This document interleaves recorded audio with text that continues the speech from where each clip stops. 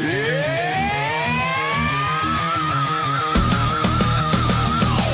of power, land of might, exceptional rage, endless fight, patriot bulldozer, leading the way, crushing all foes, making them pay.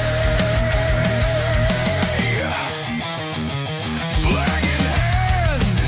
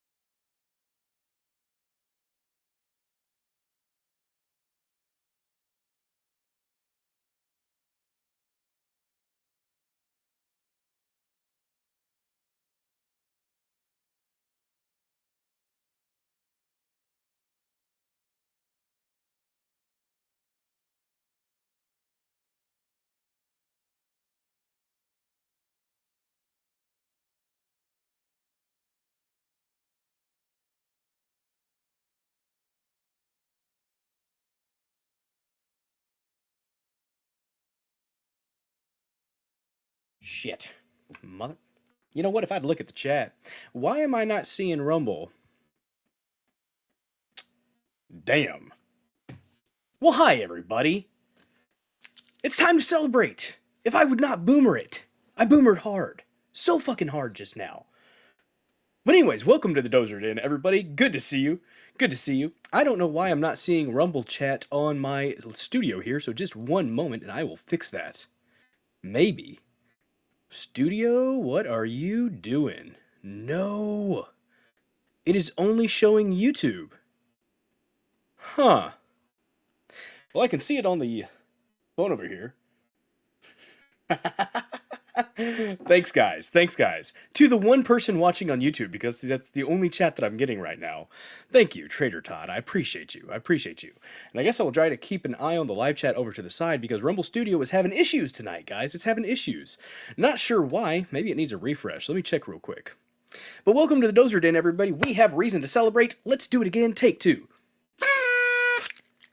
Kash Patel has been confirmed. The Infinity Stones, we have gathered them up. And it is now time for the snap to wipe the deep state out of existence. At least half. Thanks, chat, for having my back. Yanni Fangs, I did see your comment about the solo for the intro, and yeah, I agree. It's AI. It's AI. But it's all right. It's all right. I think it was pretty cool. So I hope you guys like it. I'm going to actually make a video for that. So real quick, I'm going to do a refresh so that I can actually see the Rumble chat. I don't know why Rumble Studio is not showing its own chat on here. This is ridiculous. Do a quick refresh. We'll be back in a blink. Unless it's going to tell me to restart, then oh well. We'll just make it happen. We'll make it happen. Real quick.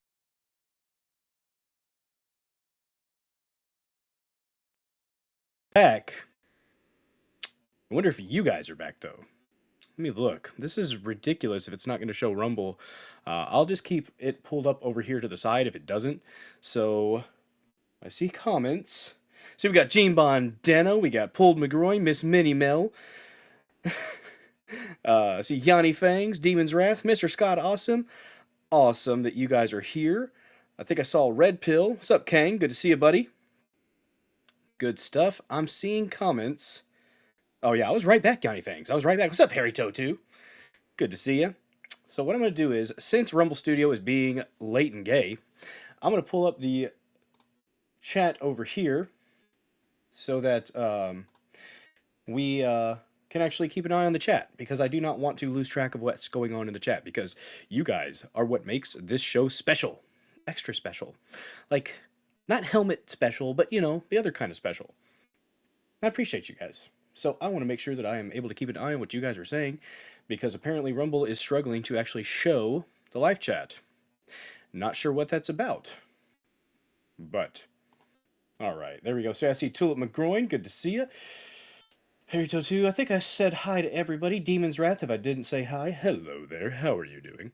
We boomered. But guys, welcome to the Dozer Den. Thank you so much for joining me. Thank you so much for smashing that like button if you have not already done so. Give it a good thumping. Smash that like button. Caress the like button. Lean in real close to that like button. Whisper sweet nothings into its ear. And then give it a... And we don't want to be like creepy Uncle Joe Biden. No, we do not. He is almost out of sight, out of mind. Although I did hear recently, guys, apparently he had $20 billion set aside for climate change initiatives. Your dollars paid for that. Awesome. Just doesn't make you feel good. Doesn't make you feel good. And yeah, Rumble Studio is crapping the bed tonight. But, guys, good news, everyone! Kash Patel has been confirmed.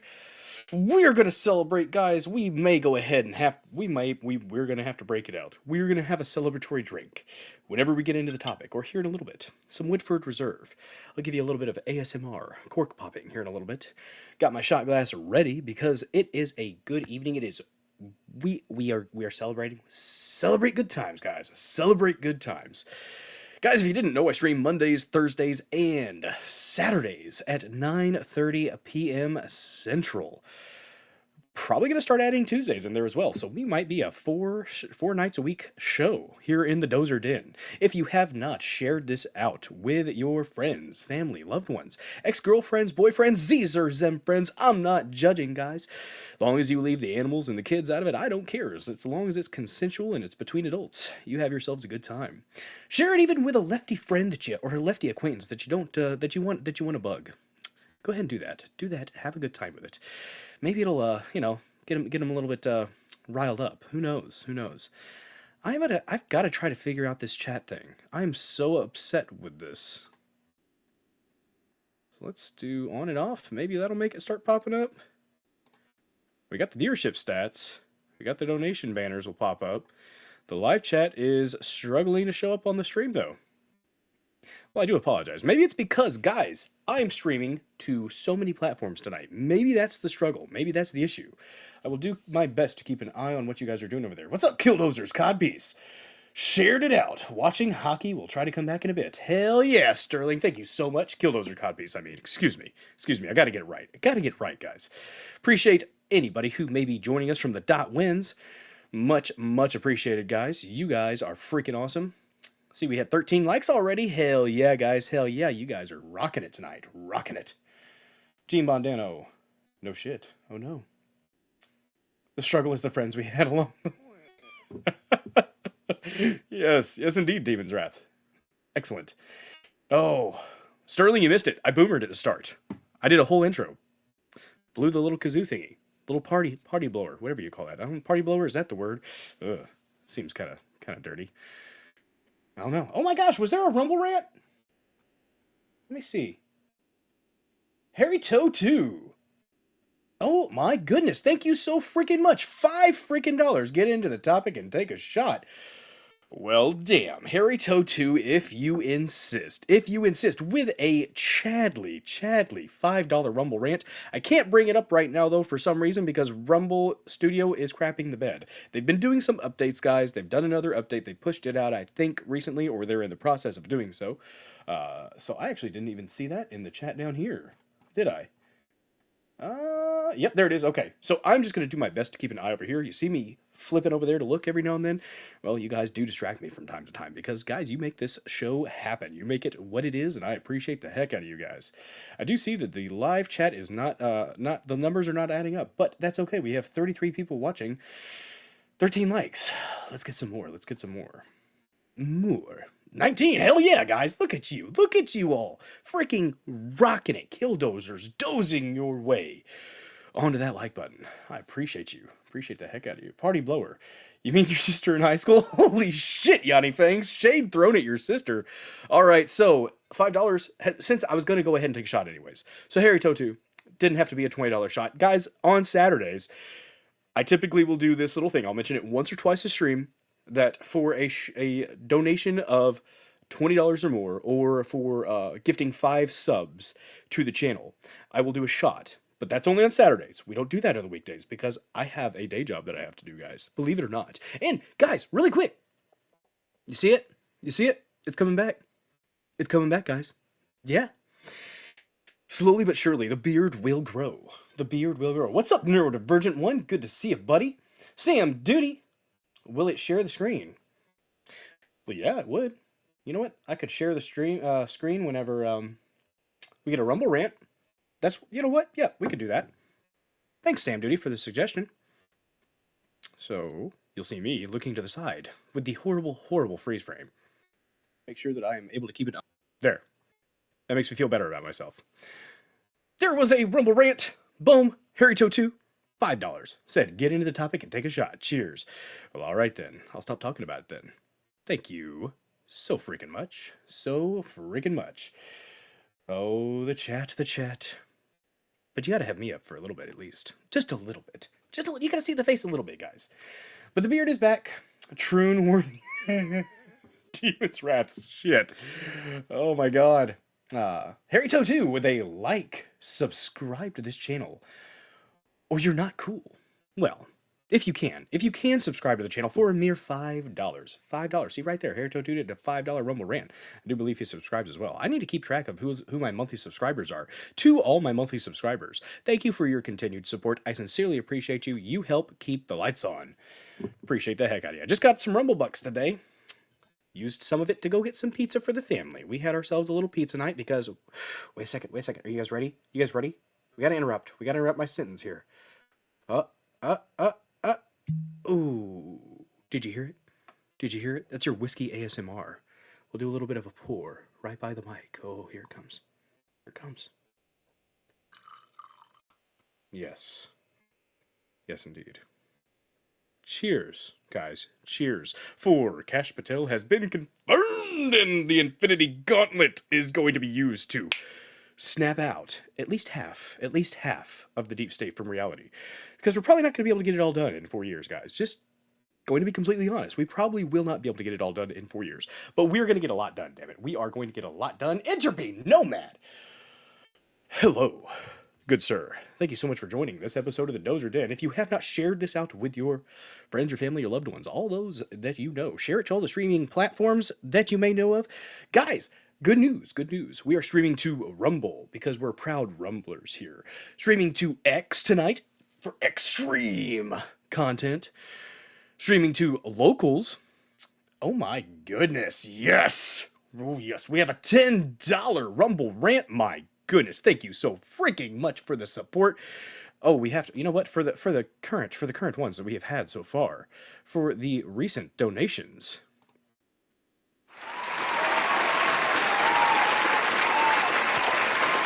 Round of applause. Oh, that was a short one. No, we're doing longer.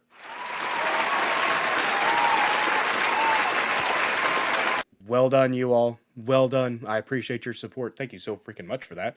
So we'll go ahead and share the screen for a second just to show that you guys are getting the attention that you deserve for sending me a Rumble Rant. Much appreciated. Look at that. Look at that Entropy Nomad with a $10 Rumble Rant. Cheers for Kash. That's right. That is freaking right. Good stuff. Oh my gosh, guys. So we are streaming to Rumble, X, Locals, YouTube, BitChute, BITCHUTE, and Pilled.net tonight. So, to the people who may be watching over there on Pilled.net, thank you so much for watching. I appreciate you. Gonna spread the word of the Dozer Den far and wide, guys. Far and wide, that is what we are doing. The goal of this show, the Dozer Den, hosted by moi, BillDozer74. The goal of the show is to infotain the masses, to inform and entertain you guys. That's the goal anyways. That's the goal. I hope to achieve it. I definitely do hope to achieve it. And I think we're getting there, guys. I think we're getting there. If I can make a crap sandwich ever so slightly more palatable, well, I feel like I've done something important, y'all. I do feel like I've done something important. But I'll stop procrastinating. And a cheers to you all, the Dozer Den. America.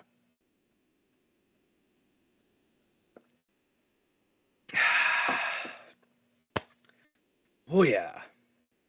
It's Thursday night, guys. It's a Thursday night. Look at that. Pill.net's getting some attention. All right, cool. Getting some notifications over there. Thank you guys so much for the support. Hopefully we can start growing the following there as well. Oh, that was a tasty, tasty shot. That Woodford Reserve. It's quite delightful. Quite delightful. What's up, Lord of the Ree? Why, just like your mother. Ayo! Oh my goodness. Well, at some time there probably will be Harry Totu. We'll share the screen for a second just to give you guys props for supporting this channel. My goodness, you guys are feeling generous. Are you guys excited? Are you guys as excited as I am tonight? Oh man, guys, oh man, it is so good. It is so good. Guys, I don't know if you guys know, but there's gonna be so much winning. There's gonna be so much winning. You're gonna get tired of winning. And you're gonna say, no sir, can you please just stop the winning? And I'm gonna say no. I'm gonna say no. You get more winning. That's what it is, guys. That's what it freaking is. Oh my gosh, he was right. He was right. Trump was right about everything. Right about everything, guys. At least a lot. Quite a lot. Oh man, it is You know, there's so much winning. I'm by winning. I win here and I win there. Just saying. Charlie knows. Charlie Sheen knows. Trader Todd, thanks. We're getting YouTube. Of all of the chats that are going to come through on Rumble Studio, we get YouTube. No shade necessarily to people who watch over there on the YouTubes. Thank you so much for your support over there, even though I only have about 29 or 30 subscribers. But you know what? As long as I can get the content out there, I'm going to get it out where I can get it out. Because I think it's important. Oh man, I wish I could pull up your chats, guys. Well, you guys are having a good time. You can see the fun. Tiger Blood. That's right. You got Tiger Blood. Your top 100 best Trump. Holy shit. Thank you so freaking much, Harry Totu. I appreciate that. A top 100. I mean, top 100. That's you know, there's at least a couple hundred, maybe 300 or so. So I'd say the top third. In the top third of the Trump voices, I'll take it. I'll take it. What do you guys rate my Smeagol? You guys heard my Smeagol? Excuse me, Gollum. Have you heard my Gollum from Lord of the Rings? What would you guys rate that one at? I've heard it's pretty solid. I've worked on it quite a bit. The interesting thing is Gollum, Stitch, and Elmo are actually very, very similar in how you hold hold your vocal cords to make the sound. But yeah. Ooh, Yanni Fangs, you got some tequila soaked ginger root in your Yingling. It's pretty yummish. Sounds good, man. Sounds good. Oh man. Gollum is top 50. I'll take that. I will. You see, I can't. I don't like to force it though. I like to let it happen organically. All right. I like to let it happen organically. Oh man, guys, it's so good. I'm so fucking stoked, you guys. I'm so stoked. I'm like, oh my gosh. I don't know what's happening over there on Pilled, but thank you guys to the ones. Let me check on that real quick, because I want to keep an eye on what's going on over there. See, we've got. Let me pull it up real quick and look. Things look all right. Things look like they're coming through pretty dang. Look at that. All right. Sweet. Good to see you. Sent you a DM here on Pilled on how to turn on the stickers for chat. Oh, well, two Wild Irish Rose over there on Pilled. Thank you so much for that, for the stickers, for the chat. I will try to figure that out here in a minute. You sent me a DM, so I'm an admin. If you need any help on the features here, feel free to. Okay, try Pilled. Here's a quick screenshot on how to turn on the sticker option. I don't think I'm monetized on Pilled.net, or if I am, that's great, and I don't know, but I didn't get the form in yet to Pilled.net support, so I will be doing that as soon as I can. I wasn't quite sure what to pick as far as the status of the business or whatever you call it. So, but yeah, let me see. 2 Wild Irish Rose, an admin on the site. Thank you so much for your support, and thank you for the open and fairly quick communication. I appreciate that. There have been other platforms that have been a little bit slower on the communication, so really good experience thus far with Pilled.net, guys. Really good experience. I am over there with the same username, Billdozer74, so if you want to follow me over there at Pilled.net, that is another streaming platform, fairly free speech platform. Oh man, guys. Oh man. Look at that. He's looking right at you now. He's hugging the American flag because we love America. We love America. This is the Trump Bobble Trump. And Lady Dozer fashioned him this lovely foil hat to protect him from any possible incursions. Just saying. Yo, Cocteau is doing well. Yeah, well, didn't he have some health issues recently? I hope he's doing all right. I think I've seen him in the chat once or twice, and I know I've seen him in other chats, so yeah. Cheers to the next shot. Harry Totu, you're a dangerous man tonight. Dangerous man indeed. That's right. Salute. He's looking at you. Guys. Check out this Gifts and Go. Fellow Rumbler Cocteau has lost his... So that's right. Lost his home due to a building fire. I will... Real quick.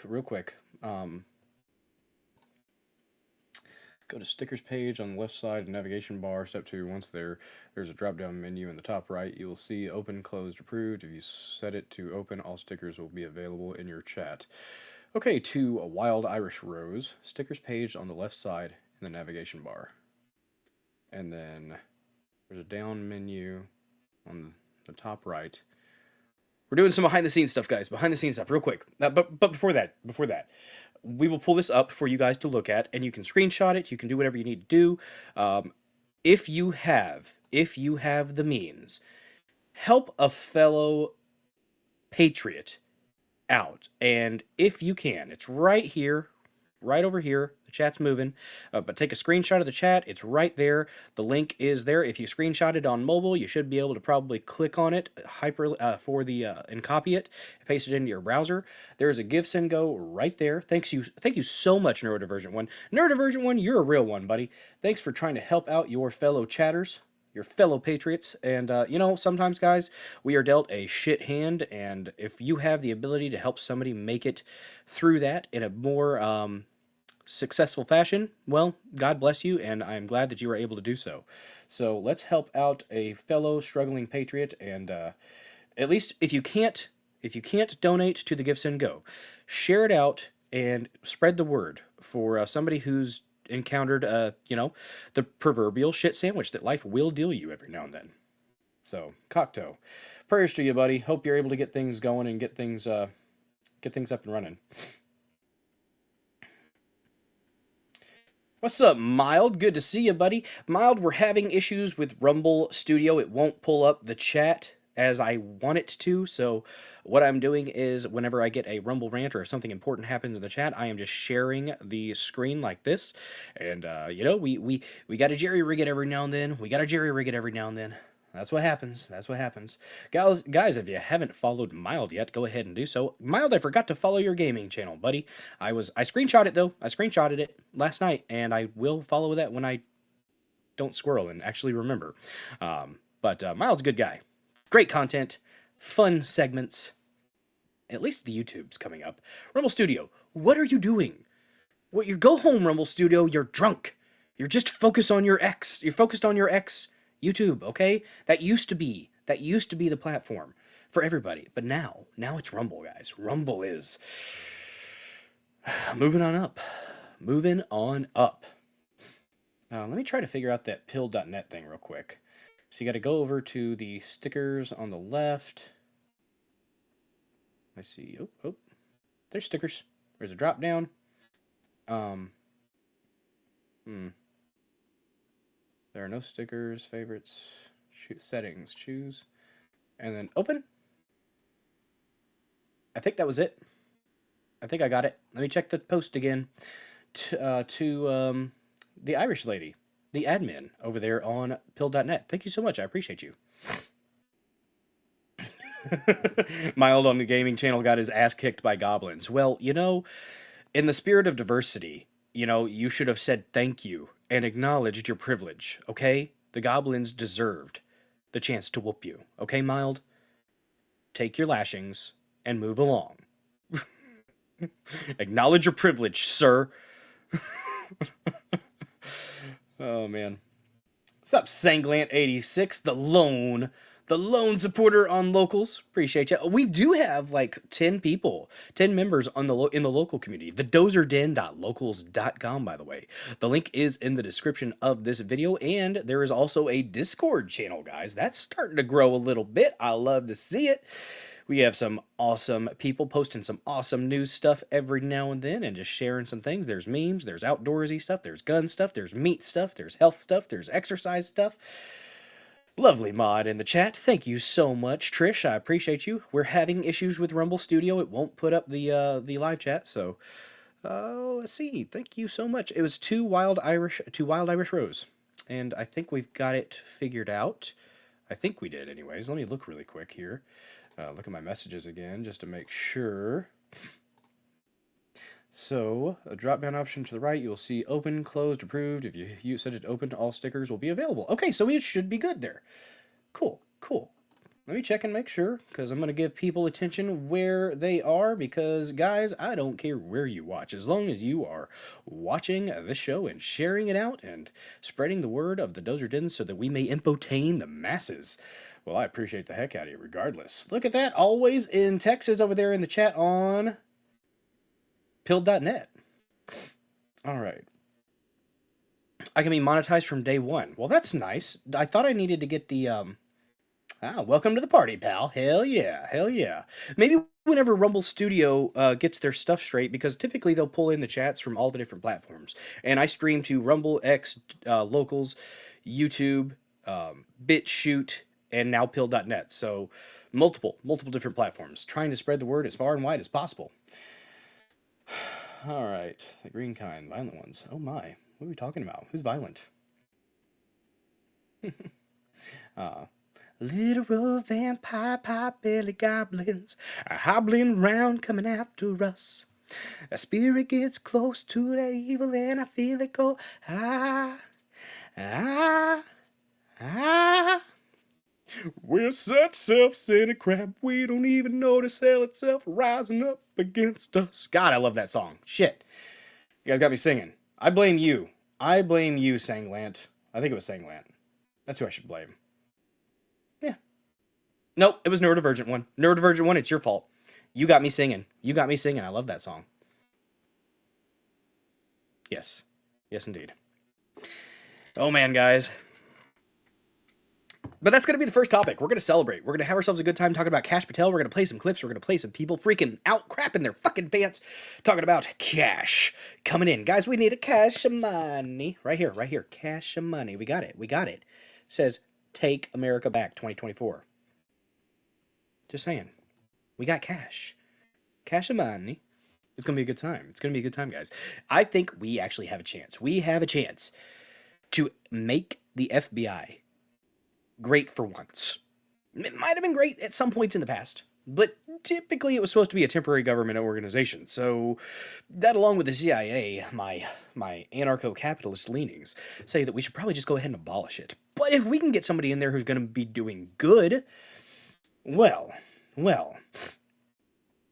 you know, maybe it can be used for good. Maybe we can take it and we can channel that energy and channel it, make it yours. Maybe we could do something good with it. We'll see. We'll see.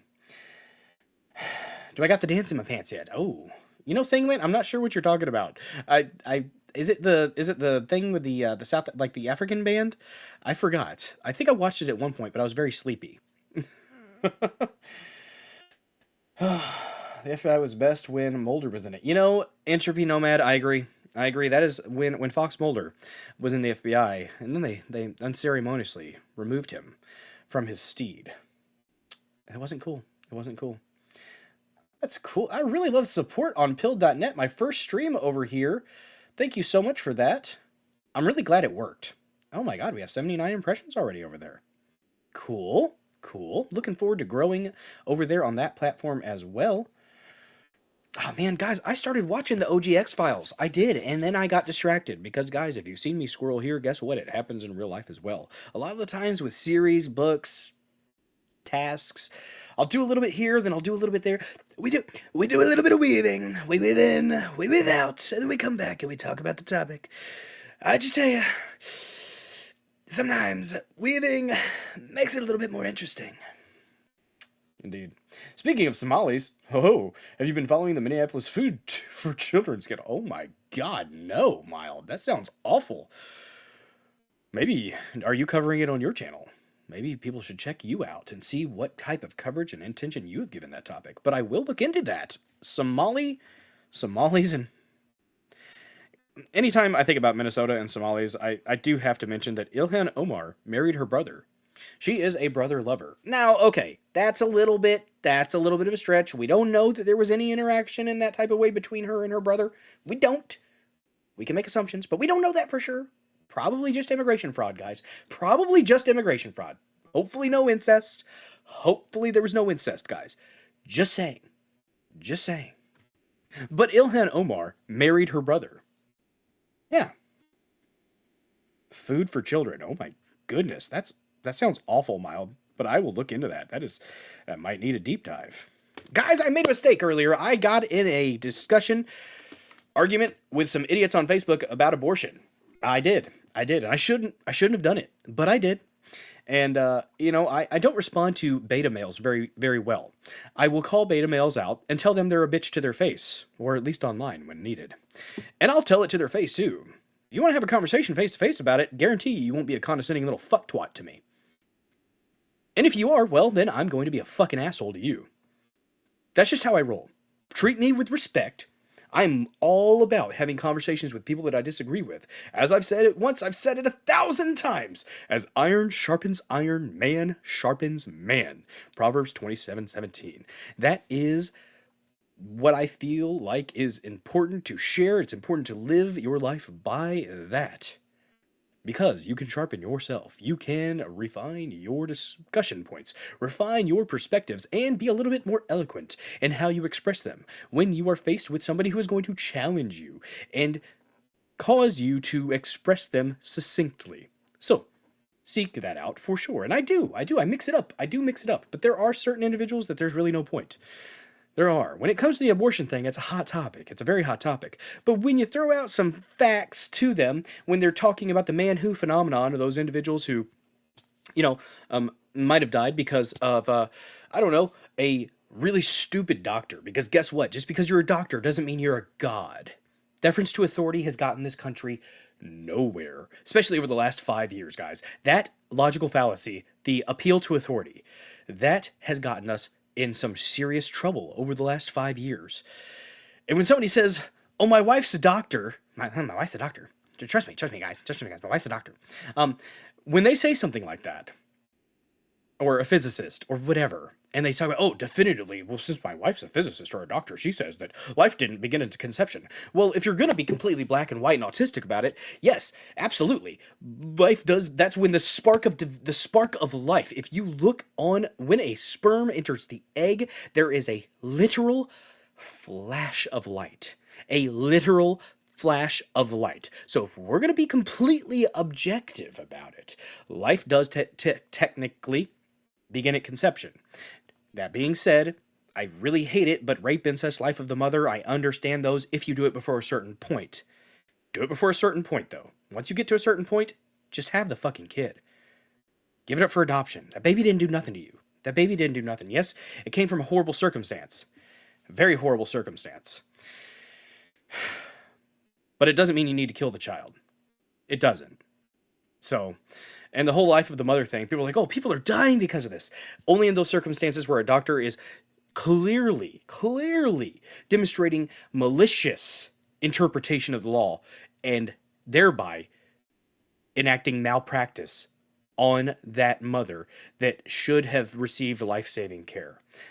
The man who phenomenon, guys. The man who phenomenon, where you point out that exception to the rule to make your point, is weak. And I'm going to call that out when I see it. People are silly, though. People are silly. I got into a fairly heated discussion with a beta bitch. I did. And I engaged. And I told him. I said, "Hey, I'm going to address it." He thought I was threatening him. When I said, "Hey, you made your comment, and I'm going to address it as I see fit." "Why are you threatening me, bro? Why are you threatening me, man?" "Listen, fucker, I didn't say I was going to come to your house and beat your ass or nothing like that, or cash me outside. Cash money. I didn't say that. I just said, look, I'm going to address you for making a bitch-made comment. That's what I'm going to do. We're having a discussion, and if you're going to be a condescending little twat about it, that's not how adults converse, and I'm going to be an asshole to you. Now, if you want to talk like men and you want to talk like adults and have a back and forth, that's fine. That's fine. Because some of these people I actually know in real life. And that one, I didn't, but he knows somebody that I know in real life. Yes, indeed. But yes, in general, I think that we should support, oh, damn. Well, we might pull that up. Fascinating, mild. Shite. Minneapolis City Council entangled in feeding our future fraud. Oh, gosh. You're telling me that the Somalis that they, oh, that's a quick blurb. You know what? Let's go ahead and talk about it real quick. But first, let's go ahead and do the appetizer. Let's do the appetizer, guys. You're making me squirrel. You're making me squirrel, guys. You're making me squirrel. But I appreciate your contribution to the show. Mild, sincerely. A better lake. Oh, you sent another one? Oh, no. What you got here? Let me see how long of a read this is. Because I don't know if we're going to be able to squeeze it into the topics tonight. Although, all right, we'll do this one. But real quick, First, we are going to go ahead and do the appetizers. Our main topics of the evening, y'all. We're going to celebrate cash. We're going to play some clips and stuff and show that the Democrats are, well, and the establishment Republicans are crapping their pants, guys. The next topic. And believe it or not, Turtle Man, Glitch McConnell himself, voted yes for Kash Patel. But it was only after he stated that he is, in fact, retiring from the Senate. Oh my God.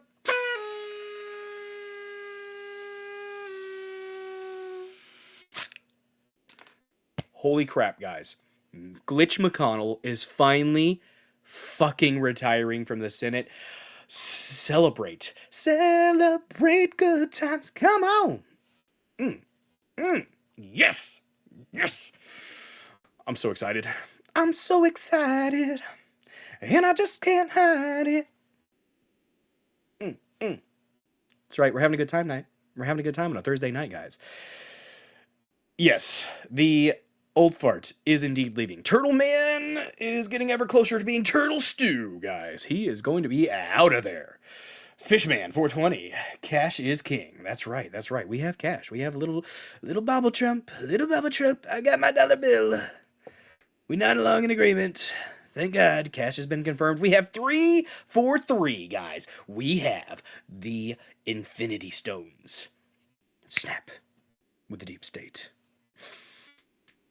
Is cash actually turtly enough for the Turtle Club? Turtle. Oh, man. We're talking about spiders in the chat, huh? Guys, I'm just saying, once you find a large enough spider, if your house does burn down, well, that's just the way it had to be. It's the way it had to be, guys. Giant house spiders, by the way. Oh, God. It looks like a wolf spider, but on whatever GMOs they put in the strawberries and the apples and stuff. It is it's not okay. It's not okay how large some of these giant house spiders can get. When they say giant house spider, that's literally, it's a giant fucking house spider. Found one in the garage a couple years ago. And I had to leave for a moment. Had to get my wits about me. And, I eventually took care of it. Got up the courage, Well, you guys are having fun over there. See people over there hanging out, watching and stuff over there in pill.net. Good to see you. Times are tough. Do not feel obligated. That's right. That is right. You don't have to donate, guys. You definitely do not have to donate, but if you are able to, every little bit definitely counts, guys. Was able to cash in some Rumble Bucks today, and it helped get the family a little bit of pizza. We got some pizza for the family, guys. It was a good thing. Had some chicken, bacon, Parmesan, garlic Parmesan sauce instead of the red sauce because, well, the red sauce kind of frustrates your gut a little bit. So we do a little bit extra. There we go. Thank you so much to Wild Irish Rose. Appreciate you working over there in the pill.net chat. And we have our lovely mod Trish1 over here in the Rumble chat. Thank you so much for helping out. I appreciate you. I wonder how BitChute's doing. I haven't checked on BitChute in a while. I should do that from time to time. We're still are the mansion spiders, much bigger but very hollow. I'm not sure what that is, Yanni Fangs, but I don't want any of it. Oh my good son of a... Harry Toe 2. What did you do?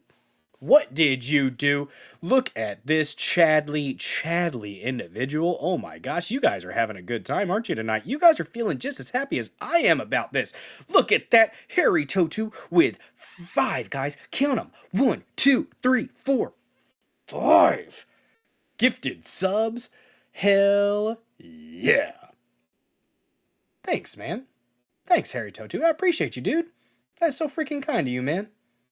Good on you, buddy. Good on you.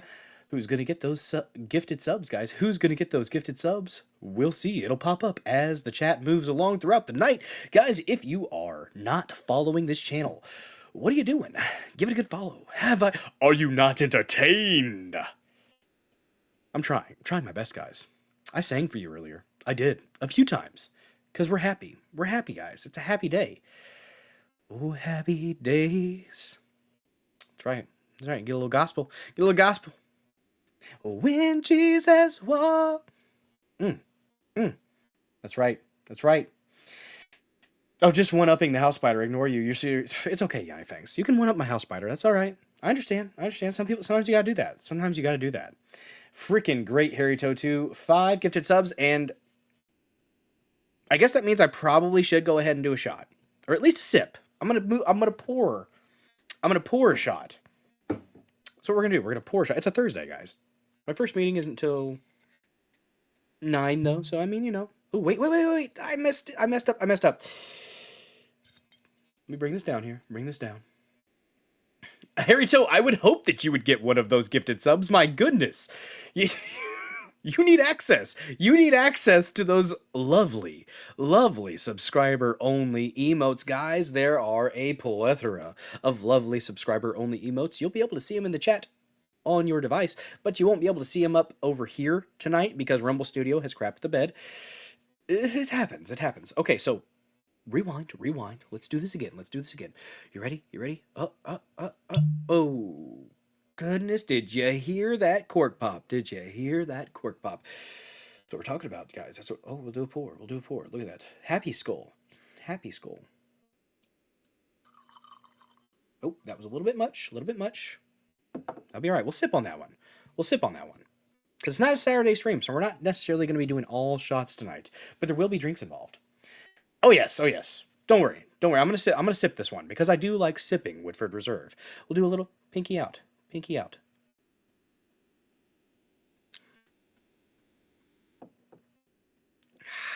Yes, indeed. There you go. You liked the cork pop. Trish one. That's why I do it. For y'all. That's why I do it. No, just a little bit, Harry. Oh, you didn't expect me to take a shot. Well, you know what? It'll be there for when I'm going to be sipping tonight. I'll be sipping tonight. Saturday streams are the streams where we do shots. We're going to be sipping on that one. Because we have a little over a shot in there. It's a large glass. There's about 3.5 shots in this thing. It's actually really cool. I got my Lady Dozer, actually. Lady Dozer got this for me, God, probably 6 years ago. And I have had it ever since. Decent little drinking glass. I had some moonshine in it the other day. I finished off the moonshine actually with Lady Dozer. She was drinking cupcake wine, Moscato d'Asti. I don't know how you pronounce that, but that's how I pronounce it.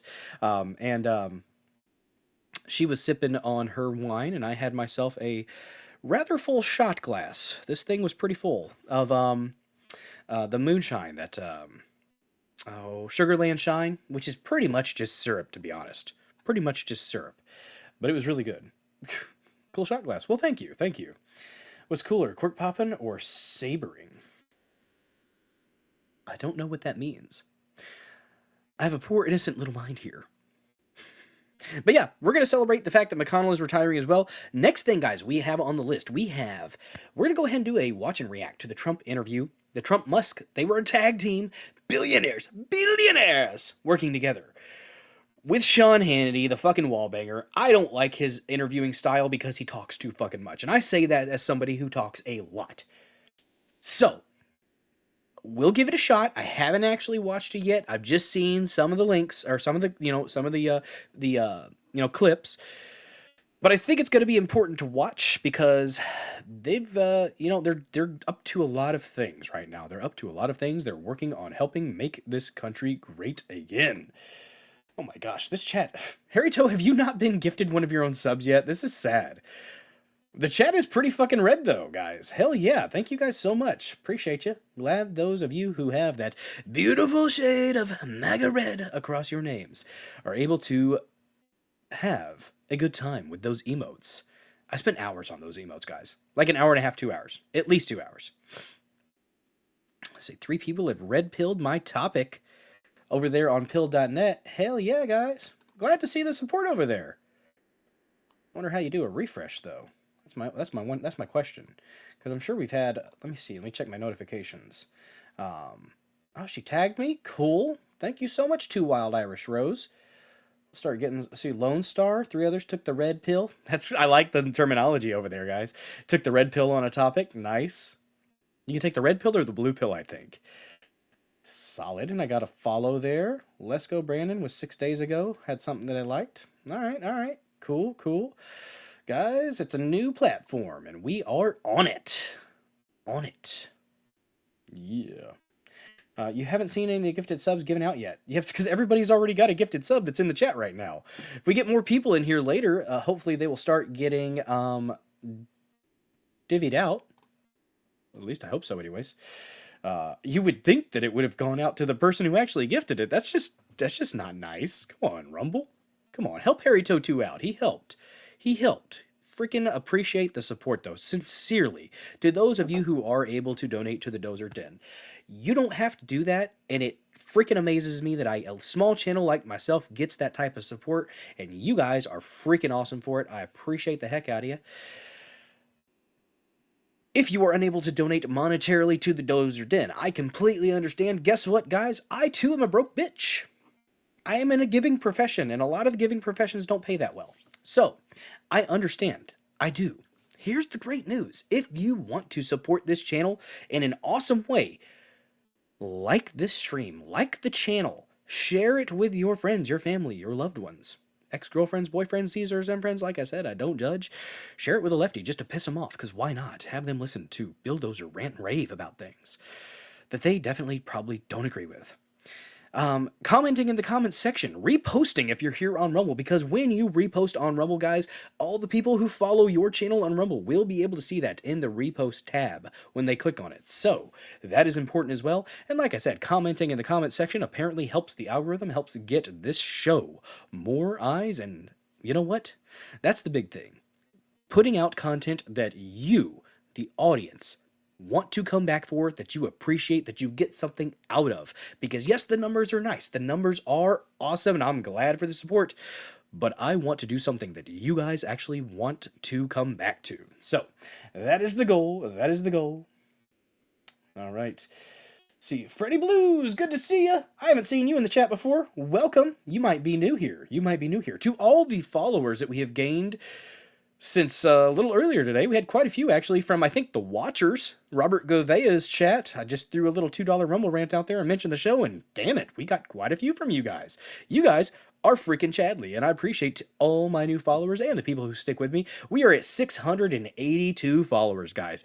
318 away from the goal of 1,000 by April. Can we do it? Can we hit 1,000 followers here on Rumble by April?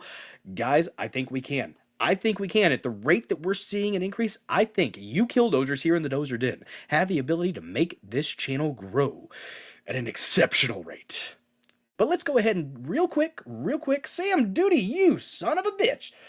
Hell yeah, Sam Duty. Just a second here, we'll share the screen and show you what Sam Duty just did. Sam Duty just gifted 1 subscription to the Dozer Den.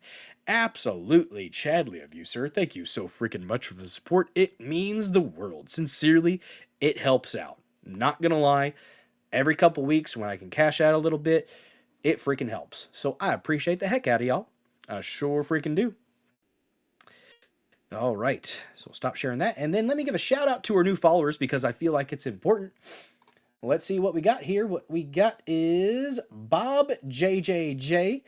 Gundam Zig, I've seen you in chats before. Thank you so much for joining the Killdozer crew, the Dozer Den. Cheryl's, and I got the name wrong earlier when I thanked you in Robert's chat, so that was SHERRILLS. Thank you so much for your follow. Outlaw of Torn, B-Job Secure. Well, that's a spicy one. It's a little spicy. Sertorius 01, The Drunken Senpai, my goodness, and then, very simple, very elegant, simply pegged. That's all it is, pegged. Thanks for the follow. I appreciate you. We're at 682, guys. We're at 682, and we are growing. If we get some people in here that haven't been... You would think Freddy Blues would have gotten gifted one of those subs. It's his first time! Yes! Welcome to the Dozer Den. I stream Mondays, Thursdays, and Saturdays at 9:30 p.m. Central, guys. Don't forget to share this out. Smash that like button. Guys, in the old days of Rumble, it wasn't a thumbs up. It was a plus sign. And we affectionately referred to it as the Plussy. That's Plussy. Get your filthy minds out of the gutter. And you could smash the Plussy, pound that Plussy, wreck that Plussy. Completely consensual actions with the Plussy. And it was a good time. It was a great time. And then it turned into a thumbs up. And some call it the Rumblussy, and I'm okay with that. Bit of a mouthful, but I'm okay with it. The 6 subs gifted that Rumble hasn't given out yet. Rumble is broken right now. Okay, so what might happen, I saw somebody talking about this the other day because they are updating like crazy right now here on Rumble. A free speech platform, by the way. For the most part. There are certain things that you can't say. Please don't try to test it. I have a day job. I have a career that I have to. Yeah, Rumble is crap in the bed. No campaigns or anything. So your guys' support tonight is helping me not do ad reads. Although I enjoy the ad reads. Last night I choked though. Just ever so slightly, doing literally my favorite ad read on Rumble with the Be Naked with the bison organs. I love that ad read, and I started choking on my own saliva. It was a sad time. But we powered through. Sipping.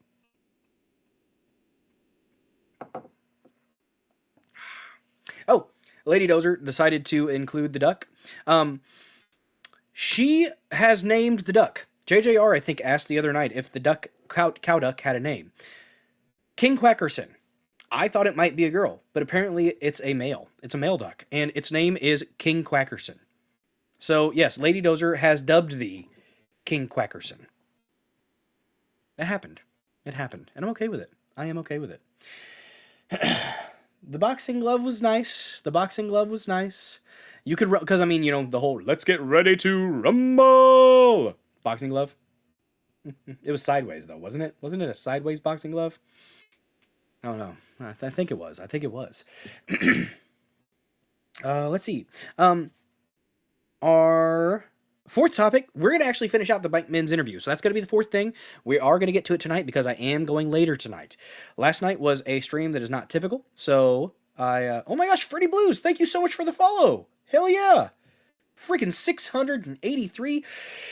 Oh, we're clawing our way there. Once we hit 700, guys, I think once we hit that 700 mark, I think it's going to roll. I think it is going to be this Killdozer army, guys. Currently metaphorical, and it's going to stay that way, Fed Boys. It is going to roll on by 1,000. I see it happening. I think we can get it done, guys. I think we can. Burning up on the X vid with the Bison Gorgon. Speaking of X, oh shit, I forgot to share this X stream out to the masses over there with my X peeps, because I can't forget about my X peeps, even though X, yesterday you blocked my stream because I included the T word. Tranny. I'm gonna go ahead and say it, because fuck you. But let's go ahead and share this out. If I'm not streaming live, okay, we're good. We are streaming live. Good to see it. So let's go ahead and share this out to all my X peeps, because there are people who like to watch me there. Believe it or not, there are people that like to watch me over there on X. And oh, didn't need to share that one. Oh, live in the Dozer Den. If you have not followed me over there on the X machine at BillDozer74__, or you could search Dozer74. Let's get up to 3,400. We have been wavering. We get up to 3,376 or 8, and then we go back down to 3,366. That's the lowest I've seen it get. No, it was 3,365 earlier, and then it goes back up. So I don't know what that's about. Bots, possibly. There is a bit of bot pruning that occurs on X now. So, yeah, let's go ahead and get that rolling. Oh. I hear stuff going on in Discord. Bam. Live in the Dozer Den. Pinning it up top, guys. Pinning it up top. Oh man, let's check real quick. Let me check myself before I wreck myself. 3,377. Ooh, are we gonna hit? We might hit 3,400 followers over there on X tonight, guys. We might do it. You're on tangents. Yes, we're on tangents. Tangents happen. Real quick tangent, because the Mike Benz interview is the the one that we will get to later. Let's real quick pull up this quick story here that Mild. My bad. Don't know why I confused you there. Mild actually shared about the Somali individuals in Minneapolis. The Minneapolis City Council member Jamal Osman entangled in a fraud trial. Oh goodness, oh goodness. Apparently, giving away funds for children. A little bit of a shell company. Let's do a quick read through of this, and then we will get into the Kash Patel story. Because this is important. This is important. We need to protect the kids, damn it. We need to protect the kids. An investigator said Osman operated the nonprofit Stigma Free as a shell company until it was turned over to a former aide to Mayor Jacob Fry. Wasn't Jacob Fry the one that was out there dancing in the BLM things that almost got assaulted? I think he was. He was the cringe one. He's just like you guys. He's just like you. Federal prosecutors showed the jury in the Feeding Our Future trial on Tuesday evidence that Minneapolis City Council member Jamal Osman turned over his shell company nonprofit to others who used it to commit fraud. Osman has lingered on the periphery of the massive pandemic fraud case, and the extent of his involvement became more clear Tuesday during the second trial in the sprawling case. Feeding Our Future founder Amy Bach is on trial with a co-defendant for allegedly orchestrating a $250 million pay-to-play scheme through her nonprofit. What a cunt. Concerned about the exponential growth in the program and possible fraud, the State Department of Education changed the rules in 2020 so for-profits could no longer be food distribution sites. So some of the players turned to nonprofits to continue the fraud. Prosecutors say. One of those, they say, was a nonprofit Osman founded called Stigma Free International. I've actually heard of Stigma Free International. Osman, his wife, Ilo Amba, and two others incorporated the nonprofit in August 2019. Osman has said he did mental health outreach before leaving the nonprofit, but Postal Inspector John Western testified Tuesday that Stigma Free had no employees, office, or apparent activity. Well, they were just chilling, weren't they? Osman didn't return a message for comment on Tuesday. There was no activity in his bank account until Abdi Nur Salah, quote-unquote, took over, and the nonprofit was turned over to Ahmed Artan and others in October 2020, Western said. At the time, Salah was a senior policy advisor to Mayor Jacob Frey. He was fired after his involvement became known, and he recently pleaded guilty. Osman emailed Salah documents in 2020 about his nonprofit, and Salah forwarded them to an attorney and Salah's brother, Abdul Qadir Nur Salah, and then co-owner of Safari Restaurant, a small Minneapolis restaurant that prosecutors say was one of the biggest players in the fraud scheme, receiving over $16 million in federal funds. Abdulkader Nur Salah also recently, let's call him Abe. How about that? Let's shorten it the fuck up and call you Abe. Also recently pled guilty. In the email, Osman said Stigma Free wanted to dissolve as soon as possible and transfer to new people. Osman exited the nonprofit about 2 months after he was elected to the city council in August 2020. Prosecutors showed the jurors emails that he said he was resigning due to family commitment and work schedule, while lauding Stigma Free as an amazing organization that grew during his time at the helm. Under questioning from prosecutors Tuesday, the postal inspector was skeptical, saying the nonprofit appeared to operate as a shell company. Prosecutors showed bank records, emails, and other documents that indicated the nonprofit was quickly turned over to the new group. Assistant U.S. Attorney Joseph Thompson showed the jury an email with corrected minutes from a 2020 meeting of Stigma Free's board that purports to show they elected new officers, including Artin, who was charged with larger fraud case. Days later, Bach and Artin began setting up Stigma-Free food distribution sites under the Feeding Our Future sponsorship after months of no activity in Stigma-Free's bank account. In January 2021, $1.6 million in Feeding Our Future checks were deposited. Meal sites were open in Wilmer, Mankato, St. Cloud, White Parks, and St. Paul that prosecutors say were used to bilk the government out of more than $10 million. Western testified that the number of meals they claimed to give away were inflated and unbelievable. Well, who could have guessed? About a month after turning Stigma Free over to new directors, Osman's wife, Amba, incorporated another nonprofit called Urban Advantage Center, UAC, which reportedly which reported feeding 2,500 kids a day from February 8th through September 2021, for which it was reimbursed more than $461,500. Neither Ambo nor Osmond has been charged with a crime. Amba's nonprofit was shut down in November by Attorney General Keith Ellison after he said Amba created the sham charity to enrich herself and her family by exploiting the federal program. So even Keith Ellison admits that they were exploiting the program, but they're not getting charged. And this was 4 years ago? What the fuck? What the fuck, Keith Ellison? Bastard. Nah, I mean, he's not going to be holding anybody accountable. So, well, thanks so much for sharing that, Mild. I appreciate you, buddy. Oh, man. My nose, guys. And we're back to the chat. Hopefully I didn't miss anything. If I did, just yell at me. Just yell at me, and I will try to catch up, guys. I will try my best.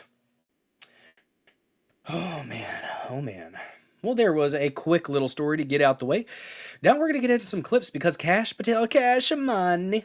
Oh yes, Kash Patel has been confirmed, guys. Oh, it feels so good. Can you hear it? Guys, listen real close. If you listen really closely, you can hear the shrieks of terror from the deep state. You can hear their buttholes pucker. I'm just saying, guys, you can hear it. It's actually a little unsettling. I'm not gonna lie. I don't like the sound. I don't, but I kind of do because you know what? It means that good things. I didn't get the pop on that one. Oh, we're unbalanced. It means good things are on the way, guys. It means good things are on the way. Hopefully, anyways. Hopefully, we shall see. I'm optimistic. I'm damn optimistic. I'm riding an endorphin high right now, guys. I'm not sure about you. Based on what you guys have done in the chat so far, I think that you guys are vibing with me right now. It's a vibe. But all right, let's pull up my bookmarks. I tried to create an image with Grok of Kash Patel looking victorious or with the flag behind him or with a storm, lightning behind him. I was trying to get an awesome epic picture. Grok doesn't like Kash Patel. I just kept getting stuff that looked like Vivek Ramaswamy. I wasn't asking for Vivek Ramaswamy, but okay. Apparently Grok thinks Indians all look alike. Jesus, Grok. I thought you updated to Grok 3. What happened to you? Grok? Give me cash, not credit. That's what we need, guys. We need cash and money. But, okay, that actually ties in perfectly to this clip from Freedom Tunes. Seamus Coughlin, Potato Man himself. He stole all the spoons over at Timcast, guys. He stole all of the spoons at Timcast. That's what I hear Luke Rutkowski says, and I trust Luke from We Are Change. Since we were talking about Grok thinking all Indians look alike, this is perfect. I didn't even try to make this transition. But it happened. First of all, FBI. Shit. After Kash Patel was confirmed. Yeah, probably. Let's give this a quick look, guys. Quick look. All right, our first international policy issue of the day. We're anticipating a massive labor shortage in Japan. What should we do? Why not fill it with Chinese immigrants? They're basically the same. What? Racist! You're a monster!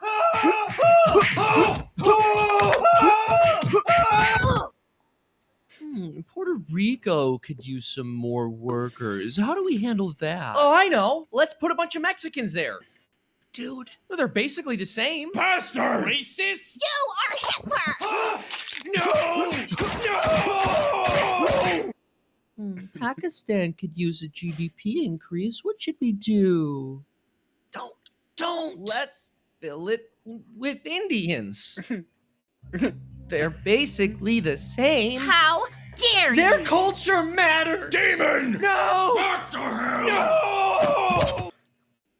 All right. I think I've finally learned my lesson. Good. It's insulting to say that groups that are different are the same. Exactly. Ireland has a labor shortage.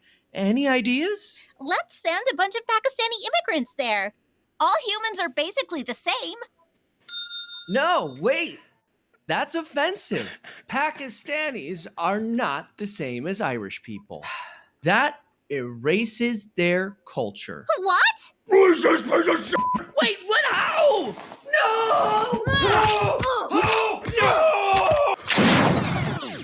That's how it goes. Become a member at freedomtunes.com for exclusive cartoons. All Well, there's that. Since we were talking about the Indians. All right. So we have some clips. Guys. We have some clips. Real quick. Let's see. Here's the exact moment that we got. 2-minute clip here of when Cash. I was watching this actually on Good Logic's stream earlier today. Shout out to Good Logic. I rated him last night and he shouted out the channel. Appreciate you, buddy. Joe's one of my favorite Jews on the internet. Great content. Seriously though, since Rekieta hasn't been doing his thing, I usually watch Good Logic and Robert Gouveia. Those are my attorneys, lawyer for the legal takes. Although Rekieta didn't do that. I mean, he did. He covered cases. There's a little bit of a party kind of thing going on towards the end there, as we know. But things, I think things are going to get back at some point. I do. But Good Logic last night, this morning, afternoon, was covering this, and I was in between meetings, so I was watching this with with bated breath. I was so into this. Like my wife, Lady Dozer, said something. I said, shh, wait a second. My heart rate increased. I saw this. I was like, oh God, we're so close. We're so close. We're 2 away. We're 2 away from JD Vance having to do a tie vote. That would be the worst thing that could happen. That would be the worst possible outcome. Or the least desirable would be if at 50, he would have to come in and do a tie break. But that's the worst it could have gotten. And so I was like, hell yes, he's confirmed. Absolutely fucking awesome. And then I think we ended up being 51. So freaking amazing. Let's go ahead and watch the moments that it happened, guys. History in the making. Are they coming? They're coming down? There they go. There they are. They're going to be the votes. They're going to do it. There's our boys. They're going to do it. They're going to be 51 and they're going to be 50 and 51. Let's watch it together. Do we have Trump wins? Victory stinger? There it is. Mike Lee just did the thumbs up. They're going to do their votes. They were right here with us, and then we watched them and sent them to make it. There's 50. We did 51. Mike Lee's doing it. 50. And I was 50. We did 50. That's it. Boom. We got it. It's Mike Lee and Mark Wayne Mullen. They're the ones who got Cash over the finish line in racehorse victory style. We win, Benny. And Trump wins again. America wins.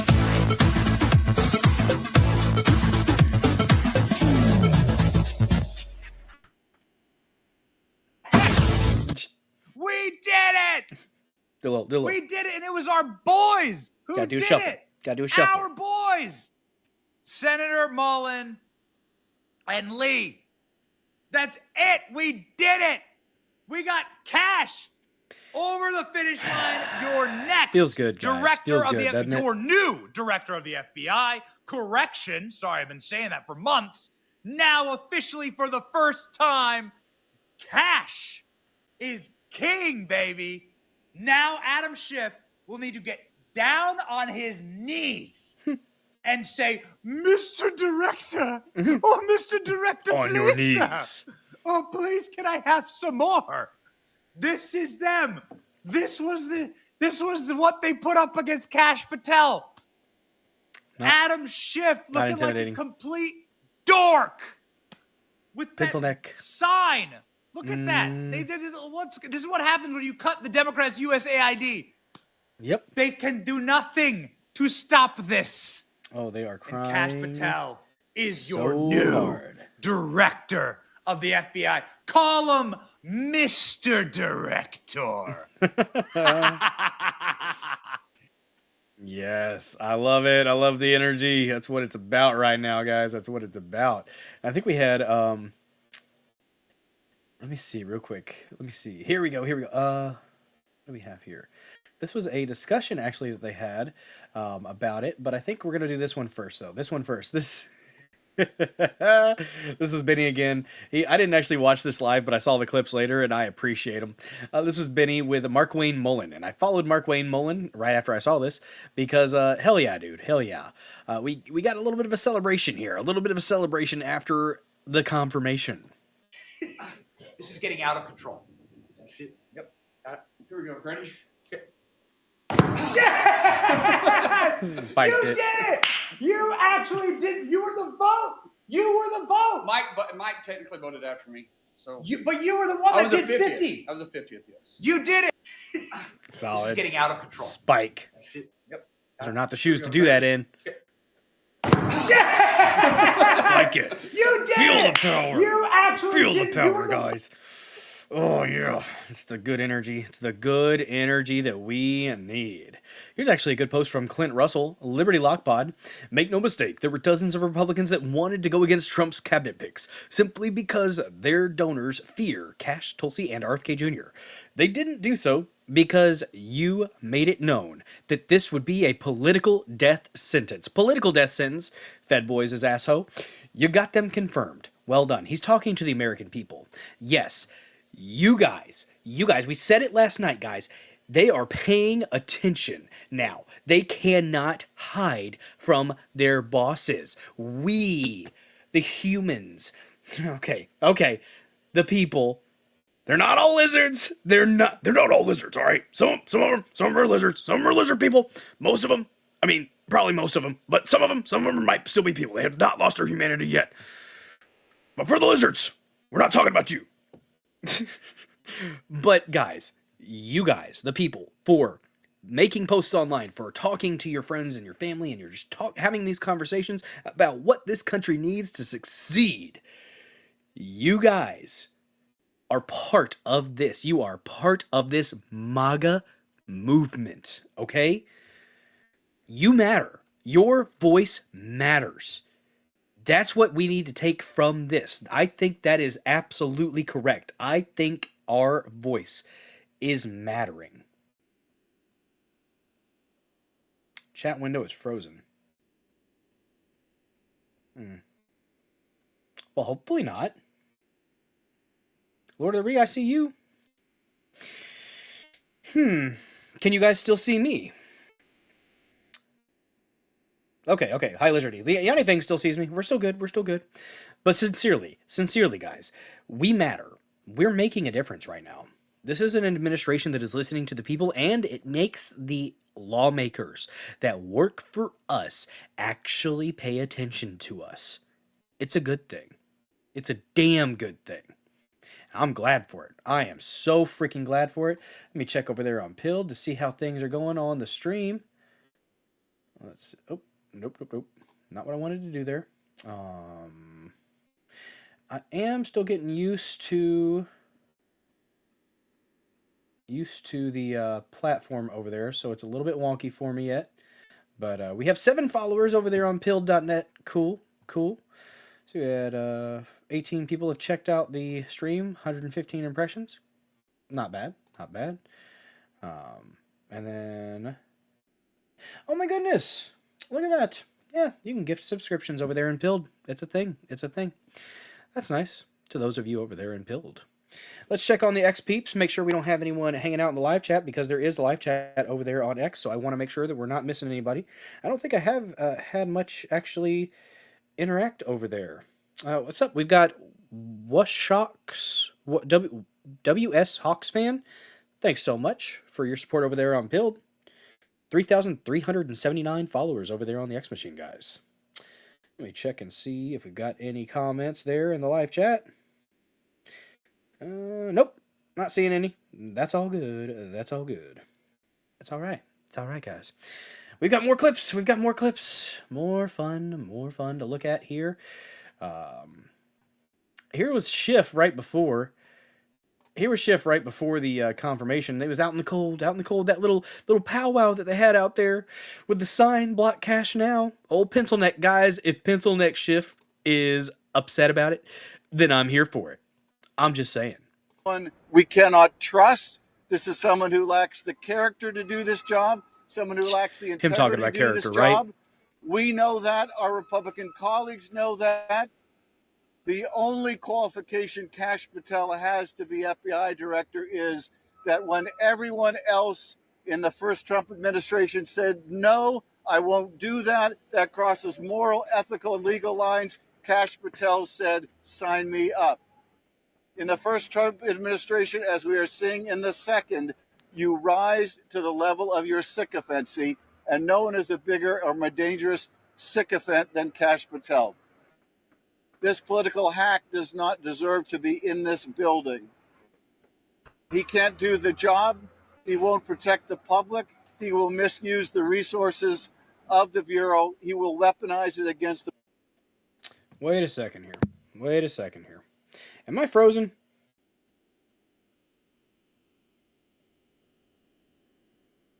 Cheddar Steve says, nuke Canada. Oh my.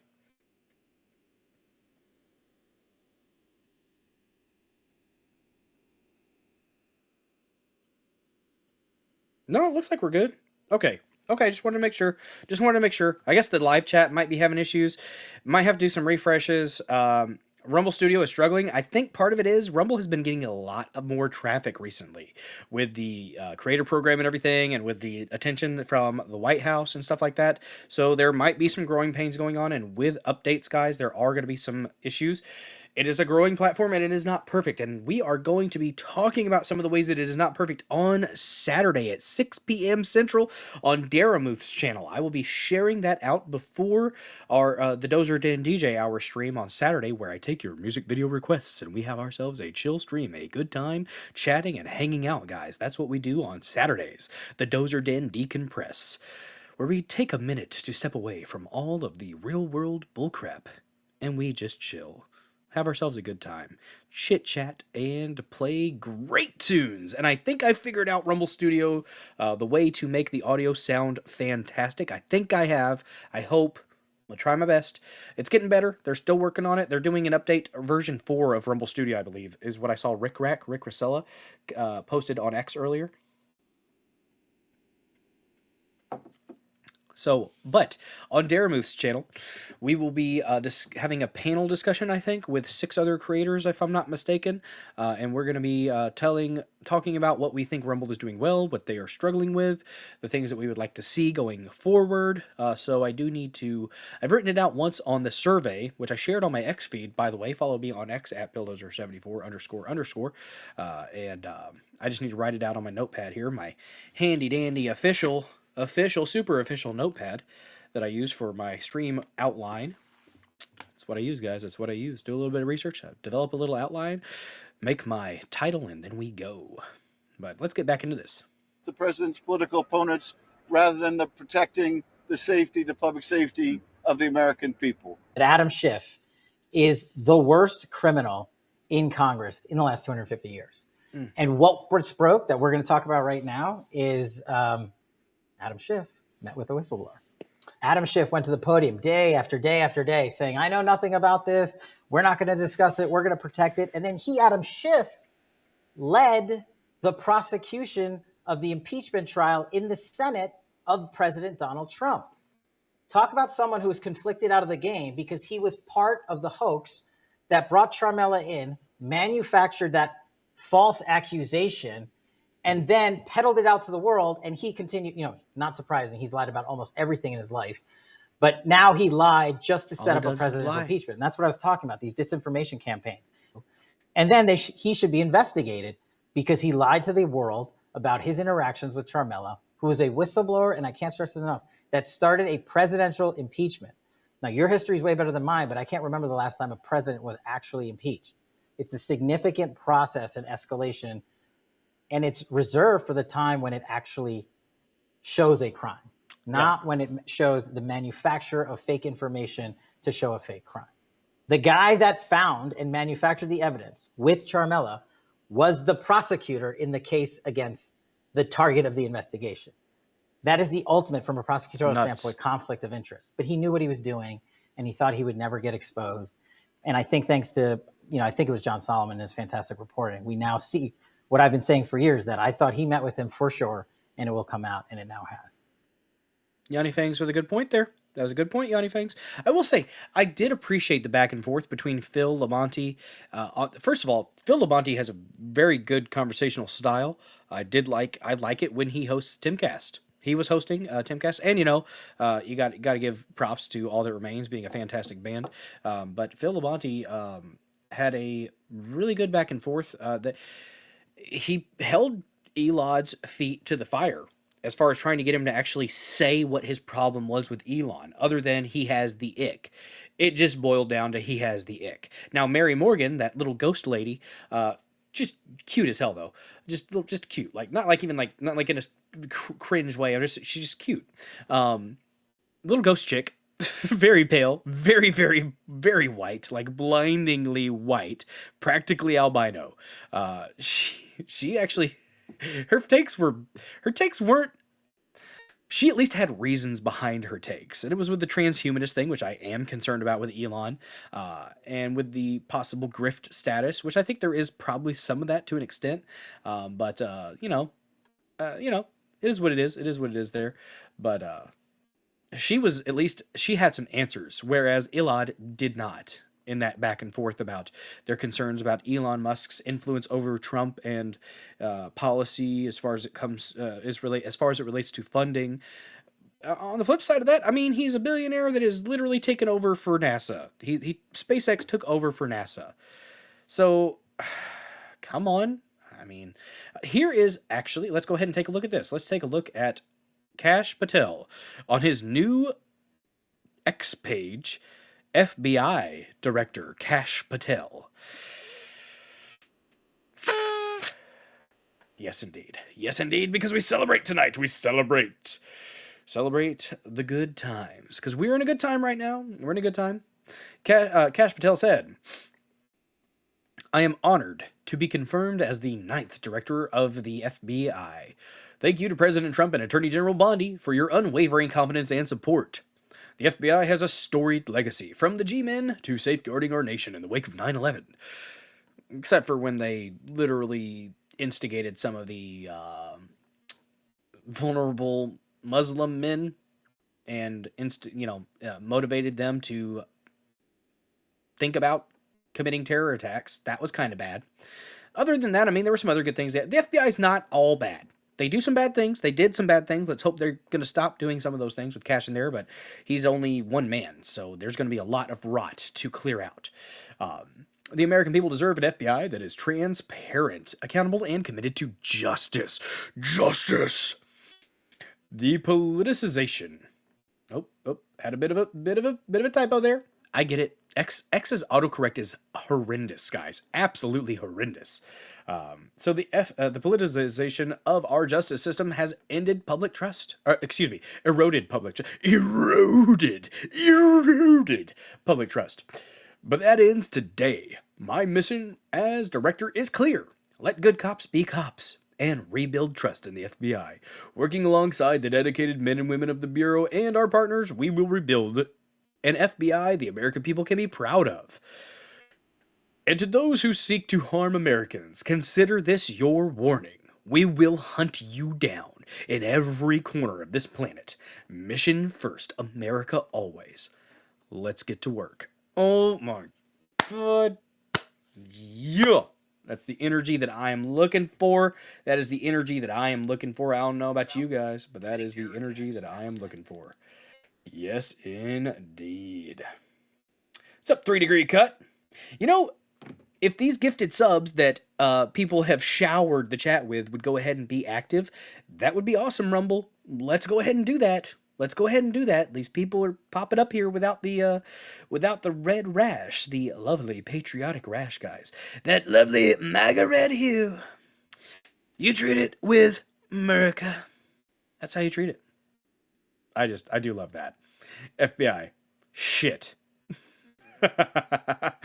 Oh, let it sink in. Let it sink in. Oh, yes. That is what I'm talking about, baby. Yeah. Yeah. That's what I'm here for. That's what I'm here for. What else did we have here? Did I have any other things that I wanted to pull up here? Oh, that'll actually get into our next topic, which we might be about ready for, guys. We might be about ready for. We've been celebrating a lot tonight. You guys have been amazing with your support. Freaking awesome. Glad to see it. We're doing a little bit of celebrating tonight. We're doing a little bit of sipping on some Woodford Reserve.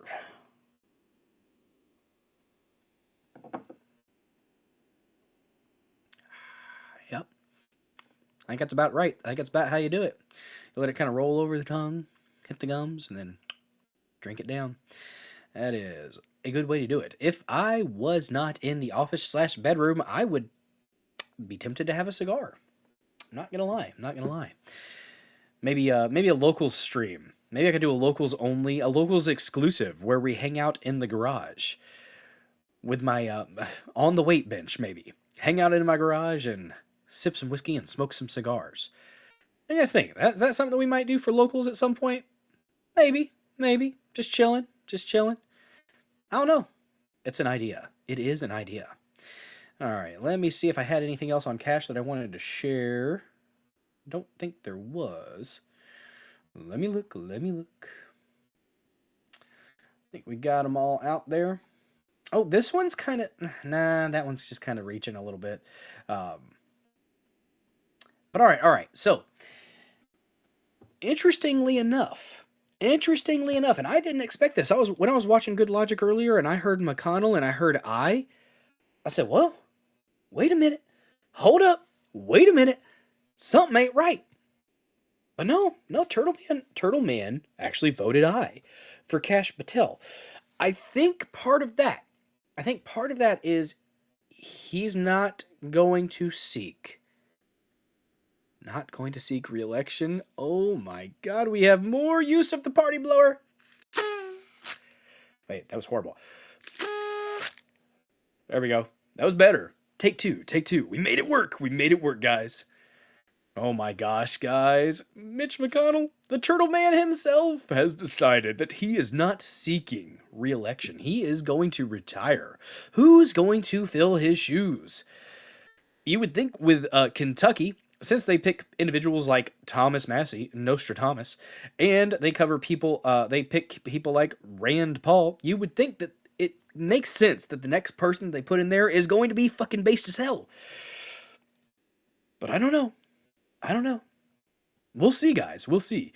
But real quick, we have a clip here from the Frog Prophet himself, Alex Jones. We have the clip. We have the documents of Mitch McConnell, I guess, making his announcement. So let's go ahead and pull it up. Was he in a wheelchair? I don't even know. I wasn't even paying attention to it, to be honest with you. But let's go ahead and check it out, guys. We're going to go ahead and share this, and I might have to step away for just a moment, but I'll be right back. I'll be listening on my phone as I go.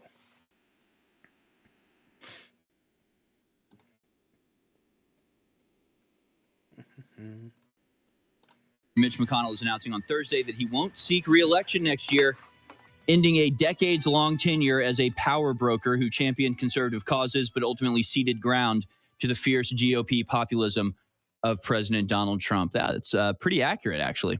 Surprisingly accurate for AP News.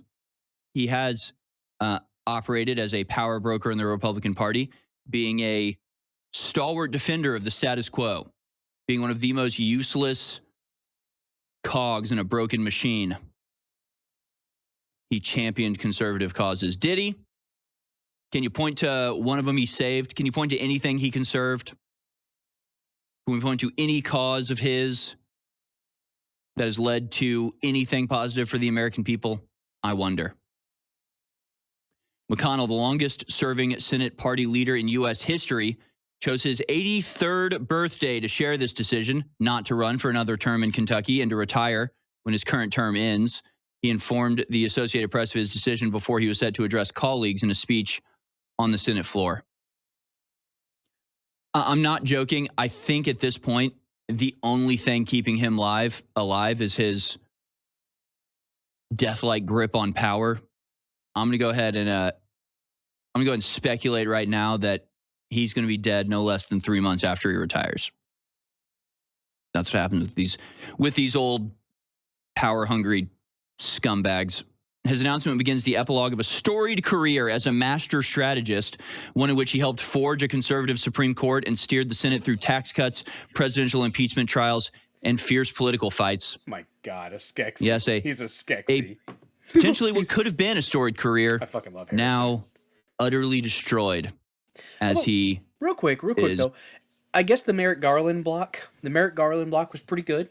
What's up, Purple Pumpkin over there on Pill.net? Thanks so much for reposting and red pilling over there on Pill.net. Appreciate you. I guess we do have to kind of give him a little bit of credit, maybe, for for God, it's the kid's blood. My God, yes, indeed, it probably is. We got to give him a little bit of credit, I guess, for Merrick Garland. But to be honest, wouldn't any other Senate leader have done the same thing? I'm just saying, it's not like Mitch McConnell was special on that front. Other than that, Mitch McConnell can eat a large one.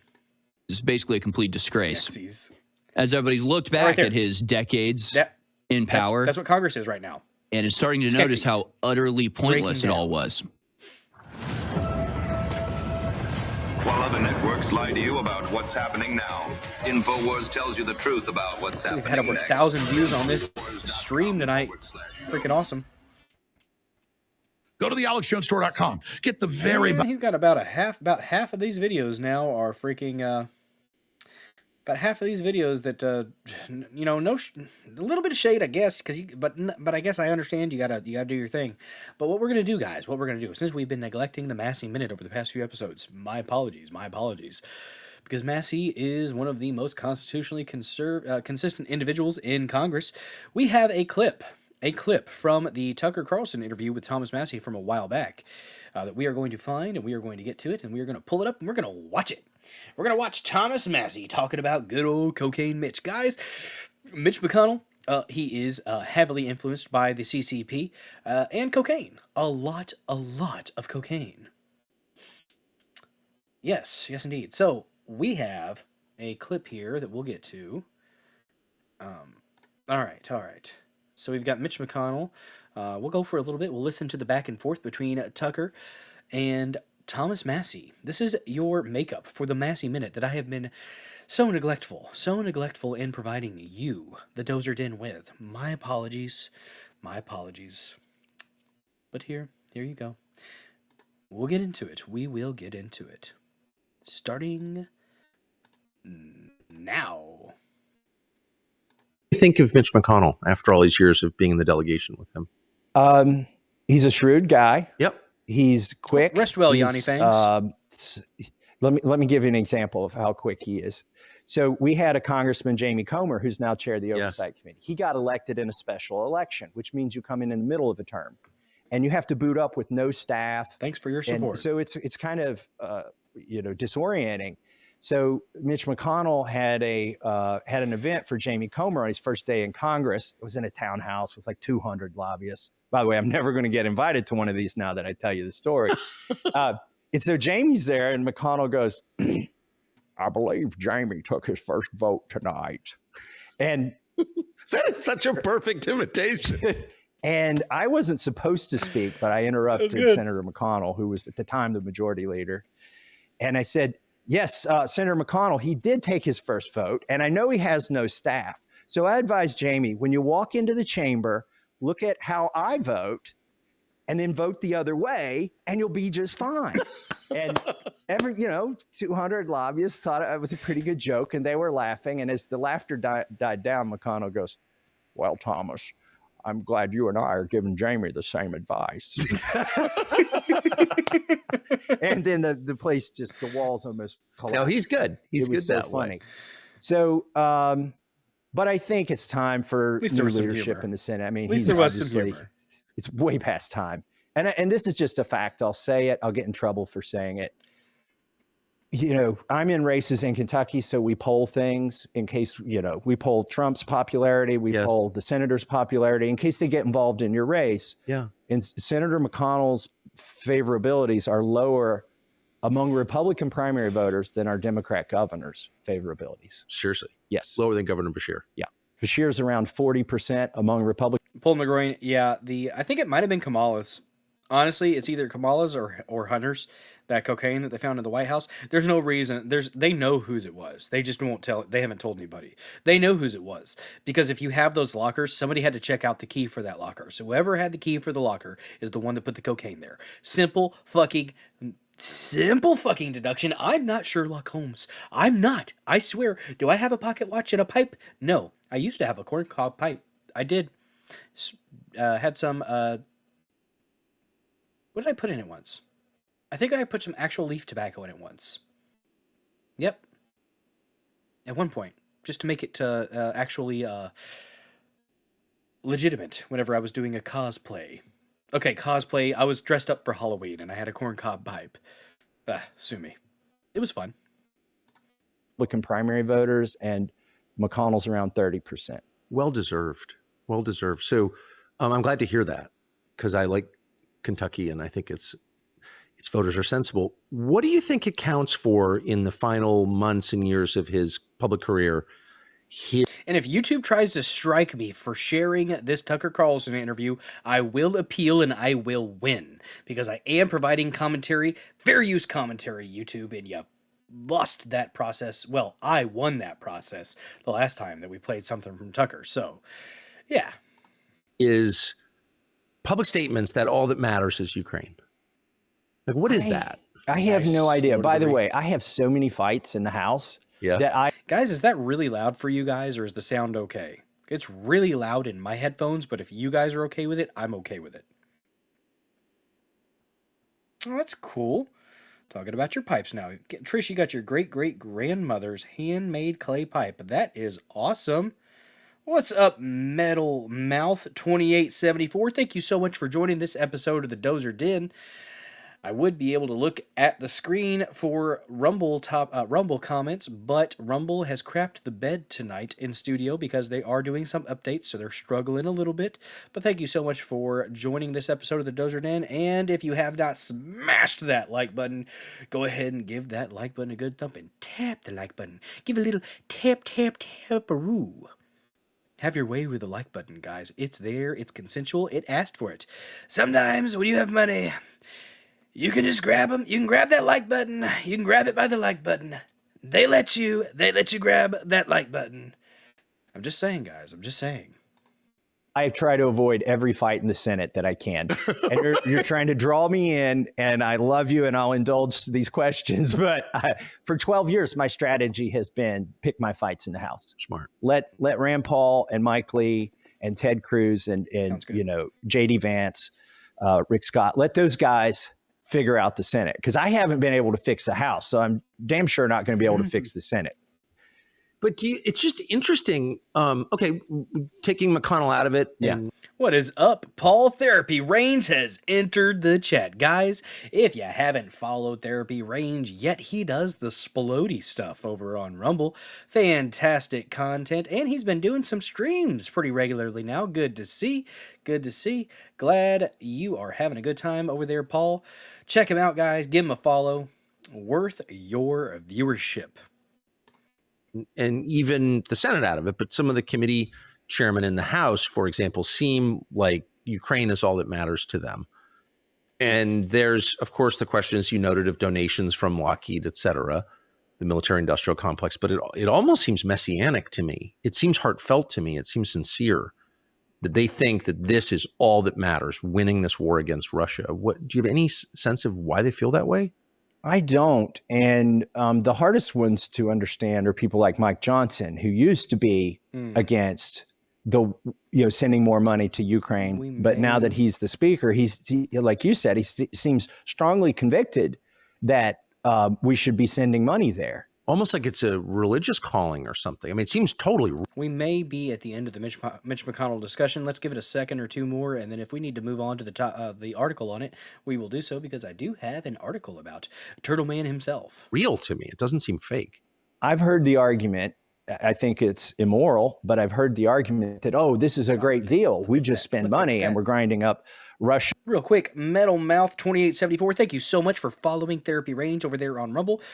Absolutely freaking fantastic. That is what I'm talking about. You guys are an amazing freaking chat, and you guys know what you need to do to make this thing work. Guys, a rising tide, it doth lift all ships. That it does. That it does. We support each other, guys. We support each other here on Rumble. It's a fantastic freaking community, and I'm glad to be a part of it. Russia's capacity to wage war, particularly lots of Russians are dying. And so we're told that's a good thing, since the Cold War began, we've been taught that it would be good for Russia to be diminished. But they've gone so far as to say Russians dying, to the tune of 300,000 casualties, they say, is just such a great thing that we need. Good job, 3-degree cut. Hell yeah. Need to keep this thing going.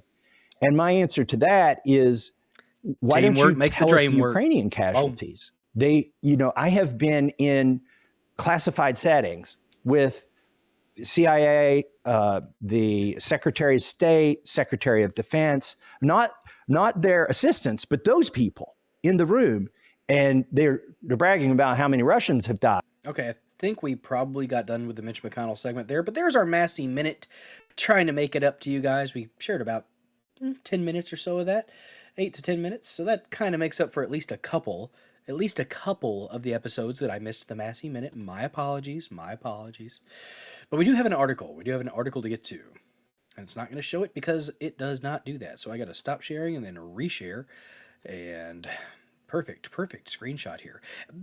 To McConnell's credit today, I guess, because he announced that he's going to be retiring, won't be seeking re-election, he decided to go ahead and vote for at least one of the big three of Trump's cabinet picks. Kash Patel himself, the Turtle Man, voted R.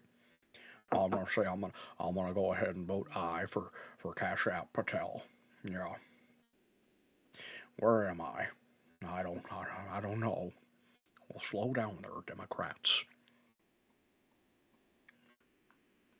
But we have an article. Here. There are Rees in the chat. Good to see you.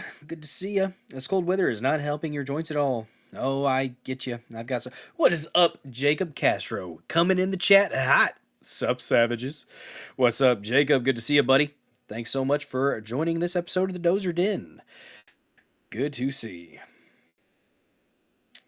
Nice. Metal Mouth, if you're lucky, one of the gifted subs will go to you, because there's been 6 or 7, I think, gifted subs since the stream started. Thank you guys so freaking much for the support.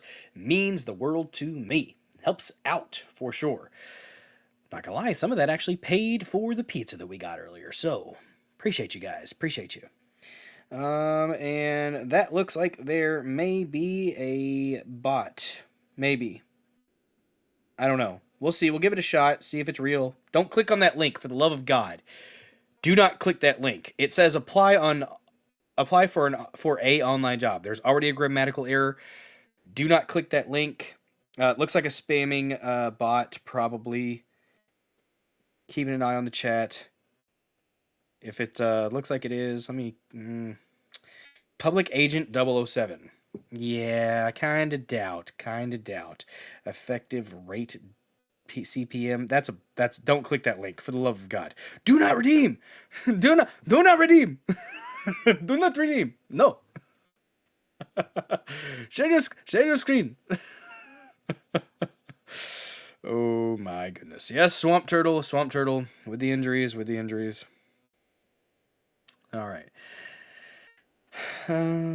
Yeah, probably delete that. Trish, if you're there in the chat, and if not, I'll do it. But if you could, go ahead and get rid of that bot. That is a scam bot. I'm gonna go ahead and call that. That is a scam bot. So Trish, if you're there, that channel's videos are all in H1B. Shit. All right. Thank you, Trish. Appreciate you. Look at that lovely mod in the chat. She goes, pew pew, and then it's gone. It's gone. Real quick. Let's give props. Do a little bit of applause here if I can find it. If I can find it. Good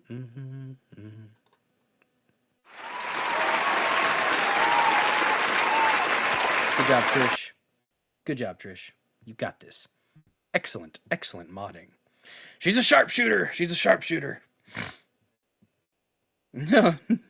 Jacob Castro. I'm not scared. Click.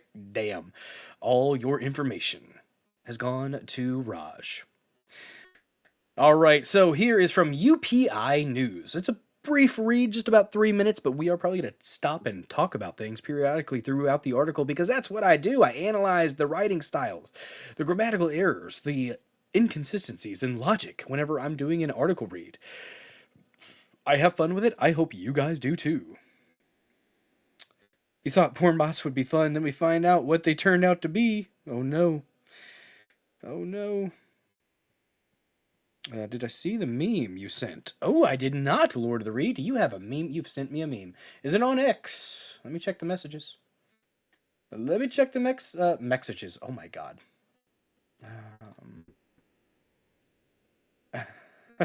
The one about the Ukrainians, Lord of the Ree? I think that's what you're talking about. I'm talking about the Ukraine issue. Let's pull it up really quick.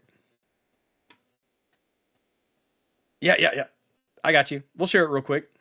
We'll share this from Lord of the Ree. Guys, if you share stuff with me in X and in DMs, it's a possibility that it'll make it onto the stream. Trish1 has shared a few articles that have made it into the storylines for the streams. So, it is possible. It is possible. This is NATO. NATO on, let me get rid of my video real quick. NATO, some Ukrainians will die, but that's a sacrifice we're all willing to make. That's where I'm at. That's where I'm at with it. I concur. It's a good one. It's a good meme. It fits. It fits, bud. Thanks for sharing. Let's go ahead and pull this article up and get into it, though.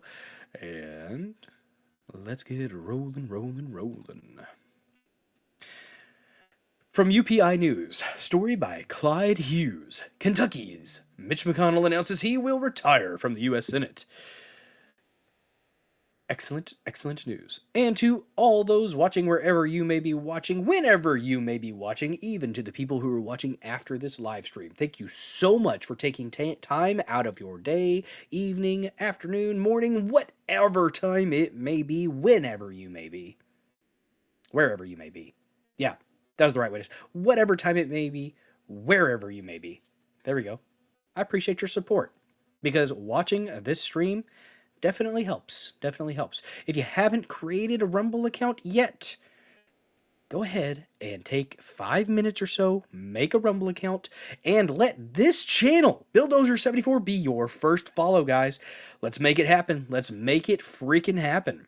And if you want to do a subscription to the channel, that's cool. You don't have to, but if you're able to, a measly $5 a month, guys. That's all it takes to subscribe to the Dozer Den, to Bulldozer74. Your name will be lit up, and your comments will be lit up in the most beautiful shade of a MAGA red, and you will get access to a plethora of wonderful, exciting, animated at times emotes. They're fun. Have a good time with them. All right, February 20th, former Senate Majority Leader Mitch McConnell announced on Thursday he will not seek re-election for his seat in 2026, ending his career as one of the body's most influential power... ending his career as one of the body's most influential power broker. Power brokers, you missed an S. Come on, Clyde. Come on. On his 83rd birthday, McConnell, Republican from Kentucky, made it official with an announcement on the Senate floor. Well, 7 times my fellow Kentuckians have sent me to the Senate, he said, according to ABC News. Every day in between, I've been humbled by the trust they placed in me to do their business right here. Representing our Commonwealth has been the honor of a lifetime. I will not seek this honor for an 8th time. My current term in the U.S. Senate will be my last. Senator? Can you hear us, Senator? Are you there, or did you glitch out, Senator? Oh, goodness gracious. Goodness freaking gracious. Finally. Ding dong. Ding dong. Mitch is gone. He's not going to run again. Yeah. I'm excited about it. It's a good time. Again.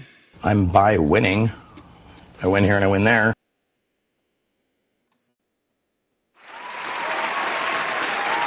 Feeling good tonight, guys. I'm feeling good tonight. McConnell served a record 18 years as the GOP Senate leader before stepping down last year. Since then, he has been one of the few Republican senators to vote against cabinet nominees put up by President Donald Trump. 3 times he has voted against his nominees. 3 times. Wasn't there a biblical story about somebody who denied somebody 3 times and then the cock crowed? Judas! Was it 3 times or 5? I forgot what the story was. Shit. My My biblical knowledge is failing me right now, guys. I'm sorry.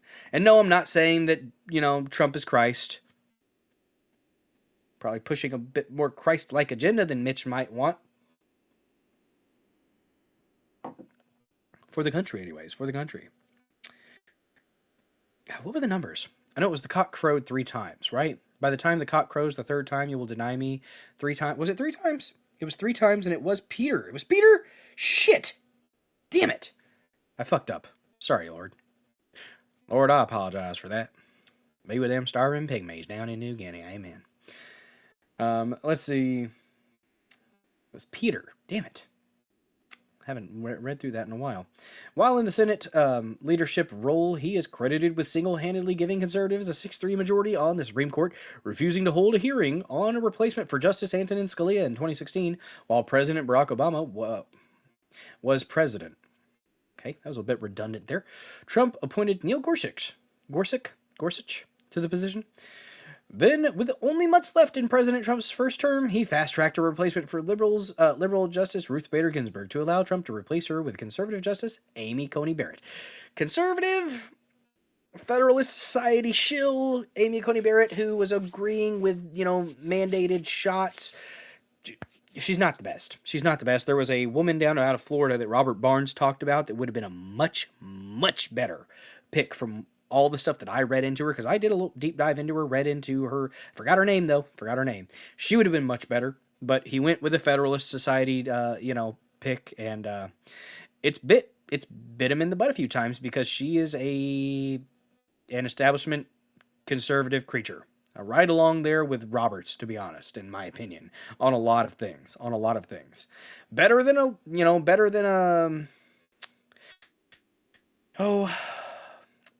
Ketanji, better than KBJ for sure, but at times. Michael Malice for press secretary. Oh, good Lord.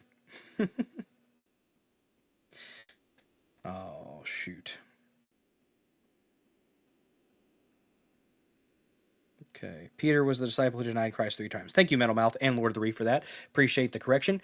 Guys, if I am incorrect in something, and like I said, you saw it. I wasn't 100% sure, so I asked you guys, and you, the Dozer Den, you had my back. I appreciate that. I appreciate you. Then with only, thanks to Ronald Reagan's determination, the work of strengthening American hard power. We don't want soft power. We want hard. Raging hard power. All right, guys? None of that soft stuff. We want American hard power. Was well underway when I arrived in the Senate. Oh, shoot. This is a McConnell statement. I have to say it in the drawl.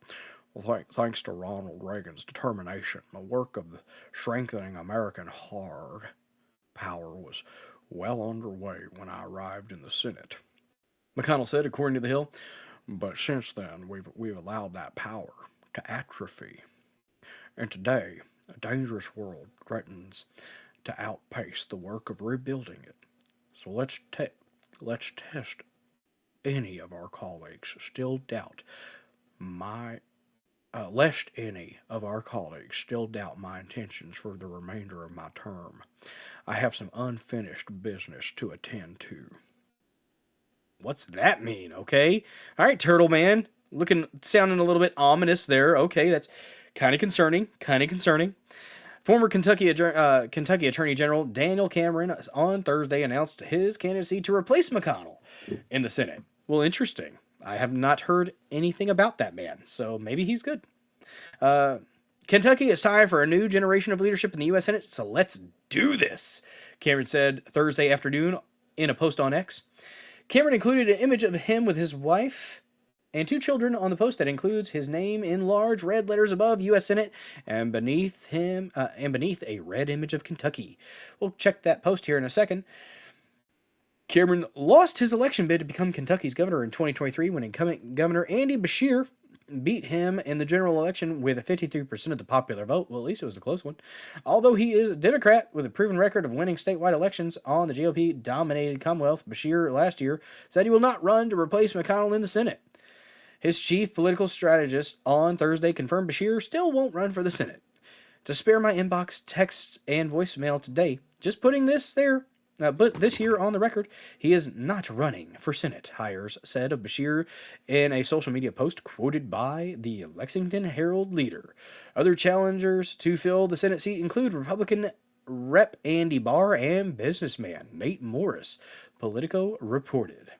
Well, there we go. Let's check out this post here on X, and I'm going to have to stop sharing and then reshare. From Daniel Cameron. Oh, well, that's nice. That's a pretty family. Check him out.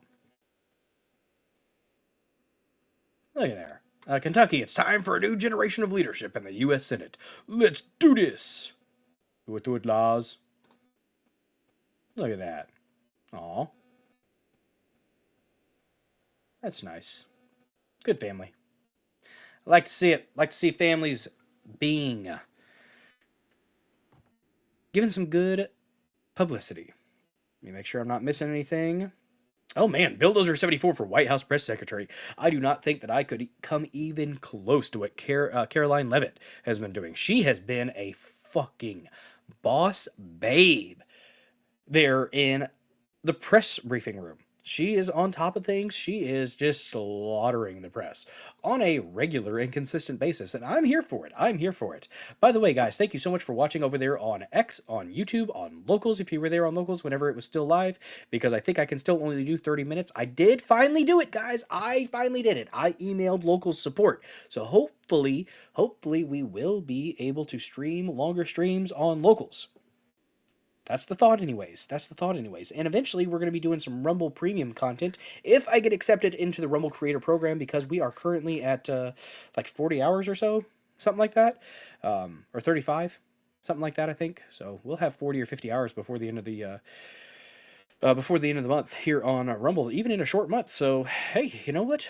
And if I start streaming on Tuesdays as well, because currently, if you're new to the Dozer Den, first of all, welcome to the Dozer Den.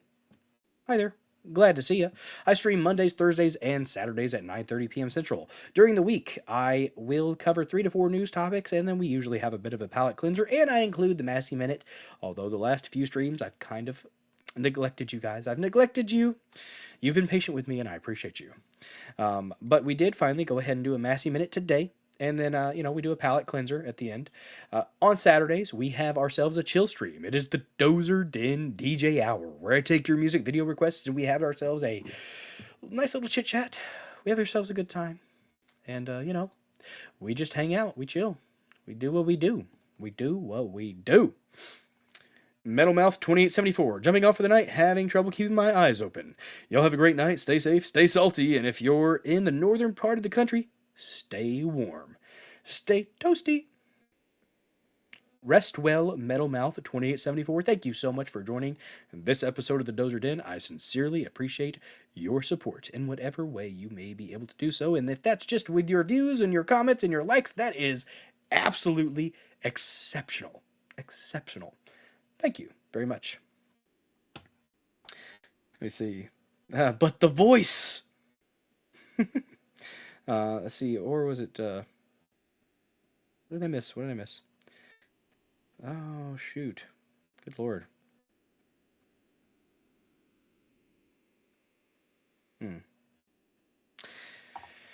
I really wish I could pull up the, oh yeah, dementia is a terrible thing, Trader Todd, over there on the YouTubes. One of the few people watching over there on the YouTubes. Thank you so much for watching there. If I ever disappear, Trader Todd USA, Rumble, and all the other platforms that I mention from time to time, I am active on those, so you can find me if you do lose me. I am mostly focused on Rumble. Proud Rumbler, Extremer, Locals Poster, Bit Shooter, and Pill.net streamer. Today, the first episode of the Dozer Den on Pill.net. I hope to those of you who are watching on Pill.net are having a great time, and thank you so much for sharing this on Pill.net, getting more views on this episode of the Dozer Den. Hopefully we can continue to grow the Killdozer army. And thanks so much to Wild Irish Rose, one of the admins over there on Pill.net. I appreciate you sincerely for your help and your guidance in helping get those stickers rolling. I do need to figure out, I do need to send in a document to the support team to get things rolling as far as they asked for a W-9. So if I'm monetized there and people are able to donate, fan-freaking-tastic. Glad to hear it. Let me check real quick. Guys, do not forget to smash that like button. Let's take a look and see where we're at as far as likes are concerned. 32! Hell! Fucking yeah. Oh, yeah. Good job, guys. Good job. It's a pretty solid ratio. Solid ratio of likes. Let's do a refresh, guys, and see where we're at as far as followers, because I think we've had a few new ones. 683. That's where we're at right now, and that is great. Glad to see it. Same xvids. Same xvids. Same xvid time. Same xvid channel. Oh, goodness. Goodness gracious. That's right, we're growing. Growing. Thanks for sharing those links out there, Trish, if you are looking at the live chat. Let's see, it was Freddy Blues earlier. Appreciate your follow there, bud. And I do believe that MetalMouth2874 is already following the channel, because I've seen you in the Discord as well, I'm pretty sure, buddy. Appreciate you. I'm glad you were able to join tonight. I think Tuesdays. Guys, I think that's the next night we're going to be including in the Dozer Den schedule. Tuesday nights. So we'll do Mondays, Tuesdays, Thursdays, and Saturdays. I think I might be able to call myself a streamer, and at least amateur. Do you guys think I could at least call myself an amateur streamer now? If we're up to 68, and guys, Saturday is going to be episode 69. Giggity. Oh, man. But yeah, guys, 2 freaking amazing stories right there. Kash Patel getting confirmed. The Infinity Gauntlet will be used to snap at least half of the deep state out. At least half. Ah, there you go. Neurodivergent One, thank you so much for sharing that survey out. Daramuth compiled that from what I understand, and I shared that out on X. You are sharing it out right there. I can't bring it up on the screen here because Rumble is having issues. So I do apologize for that I can't bring that up, but it is there in the live chat. If you are looking at it on the Rumble stream, check out that survey and give your opinion so that your voice may be heard. We can share that with people over there on Rumble, and hopefully we can make some changes, because they are really working on listening to the creators and the viewers on Rumble. They want to make sure that this product is great for you guys. So that is something they actually do care. They actually do care. So let's go ahead and do what we need to. X-mature? Don't search that one. Yeah, probably not. Probably not. All right. All right. Okay, so let's go ahead and do a little bit more here. When do you plan on starting on Tuesdays? Maybe next week. Maybe next week. I'm not 100% sure yet. I've been talking with Lady Dozer about it because I try to keep her in the loop here because I don't want to be away from her too terribly long in the evenings, throughout the weekends, or throughout the week. But Tuesdays she's at work until 10 and doesn't get home till 10:30 anyways. So by the time she gets home, she's ready to go to sleep anyways. All we do is sit there and, she sits at the table, I sit at the table. We're very boring. After the children go to sleep, we're very boring people. We are, I'm 34, she's 32. We're old 30-year-olds, 30-something-year-olds. That's right, Neurodivergent One. We mentioned that earlier. I'm going to be on with Daramuth at 6 p.m. Central to do Rumble Squared. We're going to have a few different creators on there. I think 5 or 6 people in total, where we are going to be sharing our perspectives on what Rumble is doing well, what they can improve on. And, I think I might do a refresh just to see if maybe it'll fix the chat. I did one earlier, and it didn't. Before we get into the next topic, which will be the Trump-Musk interview, we're going to do a bit of a watch and react. I'm going to put it at 1.25 speed because we're at 2 hours already, guys, and I don't necessarily think I should do a 4-hour stream tonight. But if y'all want it, we might make it happen. See, give me a heads up in PM if you don't mind. Oh, absolutely, Trish, and thank you so much for your freaking... You know what, Trish? I sincerely appreciate you. You are freaking awesome, and you are a lovely mod, and I appreciate your help. So thank you so much for that. See, just reminding people. Yes, absolutely, Neurodivergent One. You a real one. You a real one. Y'all the real. Chat, y'all the real MVP. Just saying. Just saying. All right. Let's see here. Take a little sip real quick.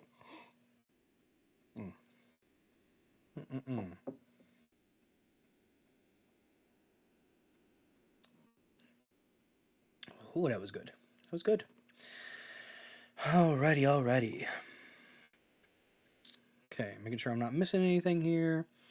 We had something. Look at that. PDS10 followed me on pill.net. Thank you so much for the follow over there as well, PDS10. Apparently you're a Canadian. You have a Canadian flag that says fuck off. I like it. Let me check on the pill.net people over there real quick, because I do want to keep an eye on my folks wherever you may be watching. Getting the stickers. Hell yeah. Yes, I am, PDS10. Yes, I am.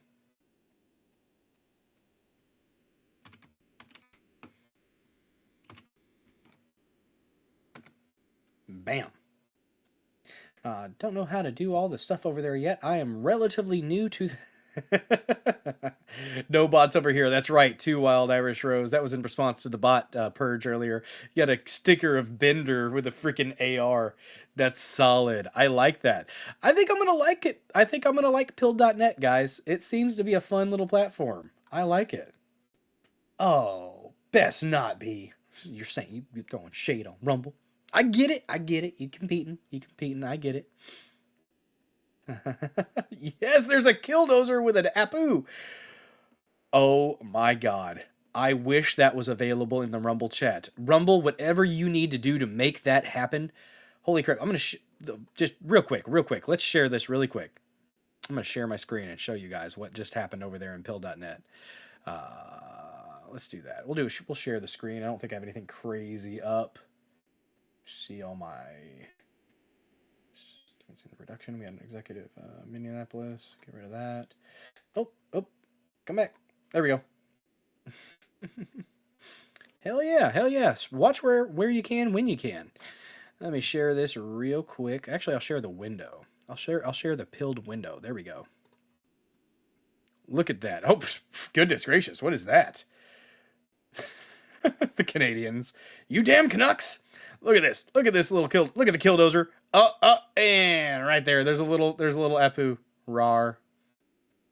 So that's what pill.net chat looks like. I like it.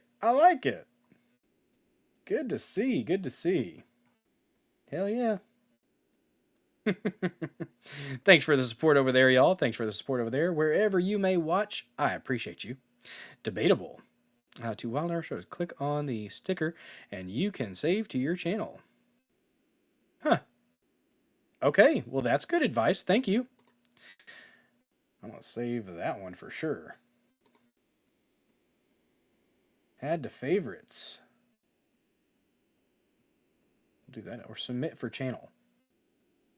Sweet. Submitted to the channel. Cool. And I'm going to put it on my favorites because I like that. Nice. See, this is cool though. This is cool. I wish Rumble did have this some of these features in the chat. That's one thing that they think they will probably get better on, because one of the ways that I communicate, guys, I communicate in GIFs and memes. That's it's one of the ways, one of my typical methods of communication. I'm just saying it tends to work for me. All right. Very cool. I can put it on your side screen. Cool. Nice. All right. Let's see. Just took them all. Yes, indeed, Cyrene. Yes, indeed. Slap it a peach, guys. That's one of the lovely perks of being a subscriber or being gifted a subscription, as we had 6 gifted subs roll in earlier in this stream on Rumble. You get to slap that peach. Slappy, slap. I can't share it right now. I will do a refresh. That's what I was going to do earlier. I remember now. Let me try to do a refresh. Maybe it will fix the live chat issue in Rumble Studio. I don't know. We'll see. Let's do a quick refresh and see. Back in hopefully just a blink.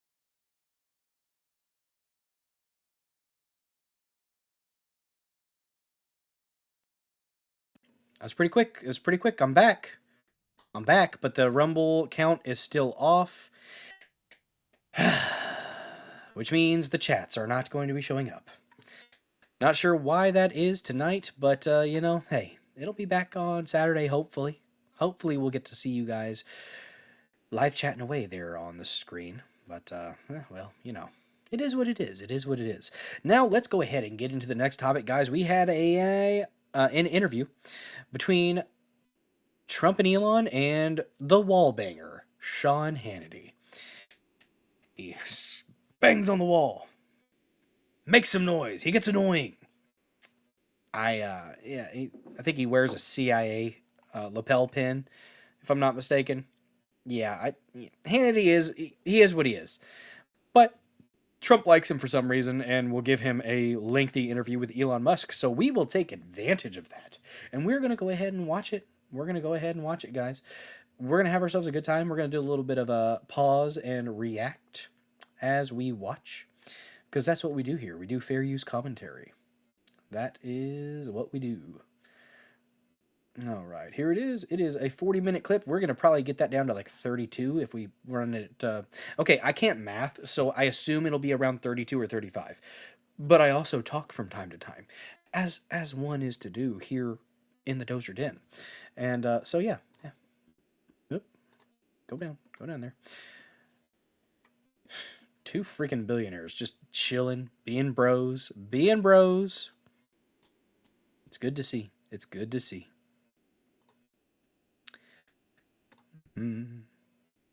Let's check them out, guys. Let's check them out.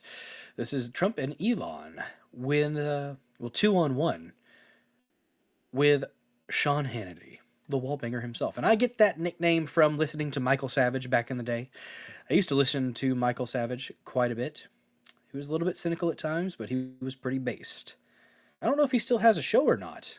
Do you guys know if Michael Savage still posts? Cyrene Pickle, if I did not say hi to you earlier, hi there, how you doing? Starlight84, guys, Starlight84 also does a little bit of streaming, relatively new to the craft, but give her a follow if you want. Thank you so much for watching. Issues and its INS denials. Confession. Making sure I'm not missing anything too crazy. Oh, damn. Not getting the pills that you need? That sucks. Cyrene Pickle, I'm glad that peach. I'm glad spanking the peach makes you giggle. Alright? Sometimes you slap the peach and you get a little giggle. Sometimes that means you're doing it right. Just saying. Guys, if you haven't hit that like button yet, go ahead and give it a good thumping. Let's watch. Let me go ahead and get the speed set to where I want it. Any way you want it, that's the way you need it. Any way you want it. And I wanted it 1.25. Did you do it? Yep, we're good. I got to start with this. So he's working for free with Doge. He's kind of put a lot of his life on hold. And you sued Twitter a number of years ago. You just made him pay you $10 million. That's right. That's right. Well, I sued from long before he had it. Yeah. And I mean, they really did a number on me, you know. And I sued, and they had to pay. They paid $10 million settlement. You're okay with that? I mean, I left it up to the lawyers and you know the team running Twitter. So I said, you guys do what you think is the right. It makes sense. I think it's fine. I think it's a very low. I was looking to get much more money than that. So you gave him a discount in the lawsuit. He got a big discount. I don't think he even knows about it. He's become one of your, if you read and believe the media, he's become one of your best friends. He's working for free for you. Well, I love the president. Paul McGroin, thanks for looking that up, man. I don't care about that. So, yeah, the Savage was discontinued by Cumulus Media and Westwood One. He is still on X, though. Michael Savage is on X, and he posts every now and then. He posts little clips. He was talking about the wildfires and stuff in California, and the earthquake, the tsunami stuff. Well, the tsunami that never was. They ended up getting a fire shortly thereafter, though. But yeah, he posts on X. I know. I love the president. You love the president. I think President Trump is a good man, and he's, you know. It's nice the way he said that. You know, there's something nice about it. It really is. You know, because I mean, the president's been so unfairly attacked in the media. It's really outrageous. And I've at this point spent a lot of time with the president, and Not once have I seen him do something that was mean or cruel or wrong. Not once. You know, I've known him for 30 years. Yeah. And I've never seen anybody take as much as he's taken. Yeah. And we've discussed this, and I'm like, how do you deal with it? Did I have a choice? Well, you would say that to me. I'm like, what am I going to do? Worry say. about it? And, you know, and then culminating into a... I honestly believe that. Trump could have made life so much easier on himself if he just didn't run again. Or if he just didn't run in the first place. He didn't have to do it. If anything, it's been very detrimental for him to get into politics. Whereas most people will end up getting their wallets fat as fuck from politics. Trump has lost like $1 billion worth of wealth from being in politics, and he has lost the public's perception of him in a lot of ways. Now it's getting back because people are actually seeing that, you know what, you need your dose of medicine every now and then. And right now we're getting our dose of medicine. But yeah, I believe that. Did he have a choice? He loves this country, and he said it years ago. He's been very consistent. If he ever believed this country needed him, if it was the country was in such a bad state that it needed him to step in and clean house, that he would do it. And I believe him. I'm not saying he's perfect. Nobody is. But damn it, I think he gives a shit about this country. Assassination attempts, which resulted in your endorsement. Well, I was going to do it anyway, but that was it. Precipitating event. Yeah. That speeded it up a little bit. Yeah. The day of the assassination. I didn't know that. Yeah. It sped it up, but I was going to do it anyway. Mr. President, with your indulgence, I'm convinced that people only know a little bit about Elon. I don't think they know everything about Elon, because as I studied for and prepared for this interview, I learned a lot about you that I didn't know. I think people will think about Tesla. Democrats are demonizing you and trying to make the country hate you. I just want people to understand you a little bit better, and the person that you've gotten to know and have now put a lot of trust in. Yeah. And, you know, just let's go over a little bit of your bio, starting with PayPal and how you became involved in Tesla and SpaceX and... Trader Todd? Maybe. He might be building generational wealth for his family. I mean, he's kind of already got that, had that going in the bag, and he's, if anything, he's lost some wealth. But I guess the Trump name will persist for sure. It's in the history books. Although the history books, depending on who writes them, they will either call him a Nazi or, you know, he'll be shown to be actually a pretty damn good president. I think he's been one of the best, certainly the best in my lifetime. The literal best. And I'm only 34, so I don't have as many years as some, but clearly the best, you know, for the country, probably since Reagan. And Reagan had his issues, especially in the second administration when he had this cognitive decline. He definitely did have that. But I think Reagan did a lot of good. There were some bad things as well. He wasn't the best on the Second Amendment or drug stuff.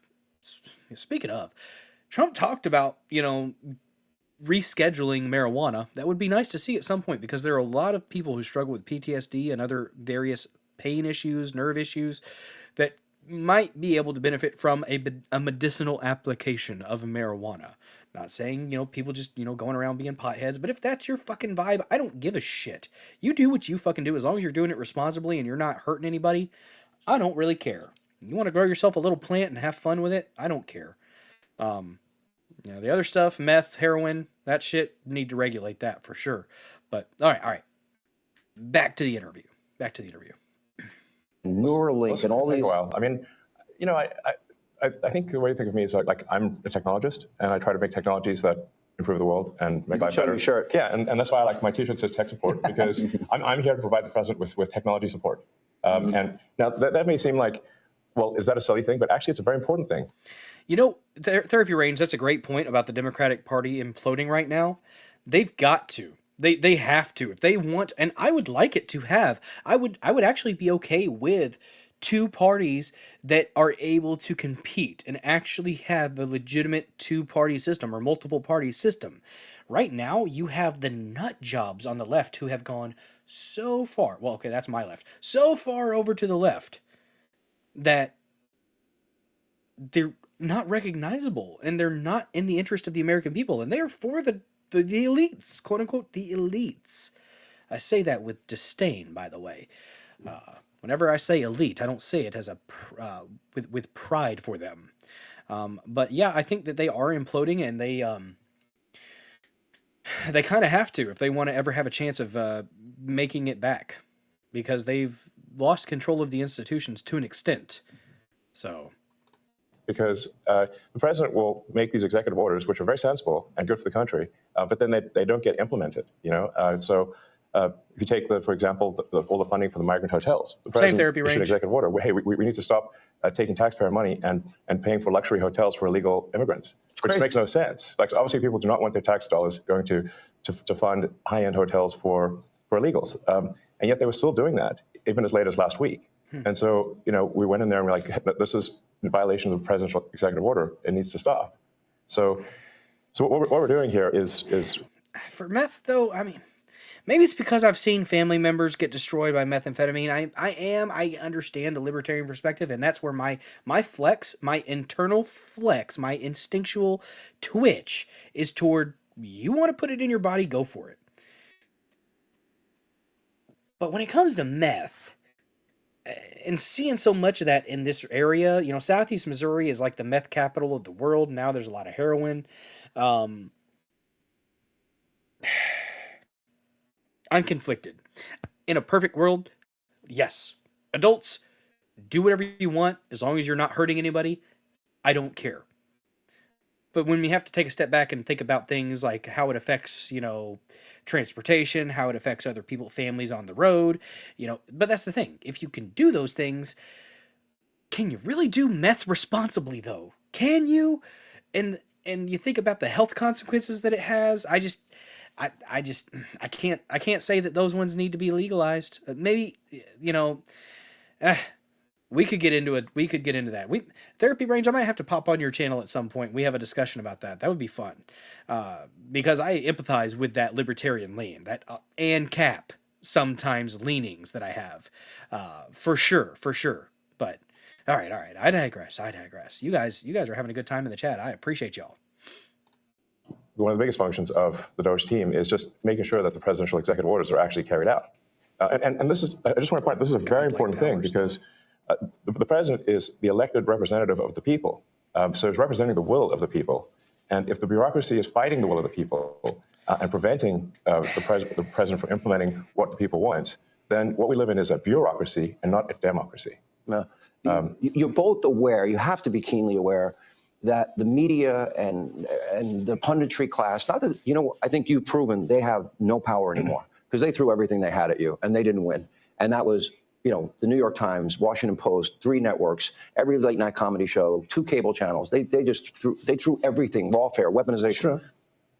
And now I see they want you two to start, they want a divorce. They want you two to start hating each other. And they try, President Elon Musk, for example. You do know that they're doing that to you. Oh, I see it all the time. They tried it, then they stopped. That wasn't. They have many different things of hatred. Actually, Elon called me. He said, they're trying to drive us apart. I said, absolutely. No, they said, we have breaking news. Donald Trump has ceded control of the presidency to Elon Musk. President Musk will be attending a cabinet meeting tonight at 8 o'clock. And I say, It's just so obvious. They're so bad at it. I used to think they were good at it. They're actually bad at it because if they were good at it, I'd never be president. Because I think nobody in history has ever gotten more bad publicity than me. I could do the greatest things. I get 98% bad publicity. I could do, outside of you and a few of your very good friends, it's like the craziest thing. But you know what I have? Trader Todd over there in the YouTube chat talking about mushrooms. If you can, that one, don't care. There's been some very interesting research when it comes to psychedelics as far as treating anxiety and depression. So, I'm not saying this is not legal advice, not at all. But I don't care. As long as you ain't hurting nobody. That's the thing. As long as you aren't hurting anybody and you aren't being a drag on the system, that is there, the healthcare system, the apparatus, the community, as long as you aren't being a drag, don't really care. I think typically when people do meth a lot, though, they end up hurting the community. So that's one. But state versus federal, that make it a state issue. I can see that argument for sure on a lot of things. I am for states' rights. The enumerated and unenumerated powers. I've learned, Elon, the people are smart. They get it. Yeah, they do. Actually. They get it. They really see what's happening. Yes. And at the end of this interview, what I would like is I want people to I think they need to take marijuana off the schedule. Treat it like alcohol. know the relationship. And it certainly has medicinal applications. Relationship and know more about you. What is the relationship, Mr. President? Well, I respect him. I've always respected him. I never knew that he was right on certain things, and I'm usually pretty good at this stuff. He did Starlink. He did things that were so advanced, and nobody knew what the hell they were. I can tell you in North Carolina, they had no communication. They were wiped out. Those people were, they had rivers in between. Land that never saw water, all of a sudden it was a river and a vicious, like rapids. People were dying all over. They had no communication. What's up, Sully? They said, Real hard truths? Elon Musk. They didn't really know. The live chat is not popping up He for said, us. could you get except for Starlink? It's like the first time I ever heard of it. I said, what's USA Starlink? A communication on system. YouTube, That's viewer. unbelievable. I have it. But Rumble and he said, I not called him popping and I up for said, some listen, reason. they really need it. And he got like thousands of units of this communication, and it saved a lot of lives. He got it immediately, and you can't get it. I mean, Pulled McGroin, rest well, man, rest well. Glad you got your class prep figured out, and yeah, thanks so much for joining this episode of the Dozer Den, buddy. Appreciate you. have to wait a long time to get it. But he got it to him immediately, and I said, that's pretty amazing, and I didn't even know he had it. We watched the rocket ship, so we watch Tesla. I think, something that had an effect on me was when I saw the rocket ship come Guys, back follow Real and Hard get Truths and grabbed, the like you Gun grab a Club beautiful on little Rumble, by baby, the way. you grab your baby. Great content. It just, Hug the rocket. I've never seen Everyone needs hugging rockets. and he said, you can't really have a rocket program if you're going to dump $1 billion into the ocean every time you fly. You have to save it. Right. And he saved it. First time that I've ever seen that done. And nobody else can do it. If you look at the U.S., Russia, or China, they can't do it, and they won't be able to do it for a long time. He has the technology. So you learn. I wanted somebody really smart to work with me in terms of the country, a very important aspect. Because, he doesn't talk about it. He's actually a very good businessman. And when he talks about the executive orders, and this is probably true for all presidents, you write an executive order and you think it's done. You send it out. It doesn't get done. It doesn't get implemented. They don't implement it. Maybe they're from the last administration, and they are in some cases. You try and get them out as fast as you can. But as soon as he said that, I said, that's interesting. You write a beautiful executive and you sign it and you assume it's going to be done, but it's not. What he does is he takes it, and with his 100 geniuses, he's got some very brilliant young people working for him that dress much worse than him, actually. They dress in just T-shirts. You wouldn't know they have 180 IQ. Wait a minute. So he's your tech support? No, he is. But he's much more than that. I actually am tech support, though. But that's he gets it done. He's a leader. Yeah. He really is. He gets it done. You get a lot of tech people, and you have people, they're good with tech, but he gets it done. I said in real estate, you had guys that would draw beautiful renderings of a building, and they'd draw the rendering. It would be great. And you say, great, when are you starting? But they were never able to get it built. They couldn't get the financing. They couldn't get the approvals. It would never get done. And then you have other guys that are able to get it done. They could just get it done. I was in real estate. Same thing in this. He gets it done. So when he said that, he said, when you sign these executive orders, a lot of them don't get done, and maybe the most important ones. And he would take that executive order that I'd sign, and he would have those people go to whatever agency it was. When are you doing it? Get it done. Get it done. And some guy that maybe didn't want to do it, all of a sudden he's signing. He just doesn't want to be bothered. Do a lot of those executive orders have to be codified into law? You need the Republican Congress and to they follow will be. up. A lot of them will be. Yeah. They will. But look, in the meantime, we have 4 years. The beauty is we have 4 years. That's why I like doing it right at the beginning, because an executive order is great. The one problem is both good and bad. Because when they did all these executive orders, I've canceled most of them. They were terrible. We're going to go radical left communist. Okay, it was crazy. Their executive orders were so bad. If they ever got them codified, you'd never be able to break them. So the damage that Biden has done to this country, and it's not even Biden, it's the people that circled him in the Oval Office, okay?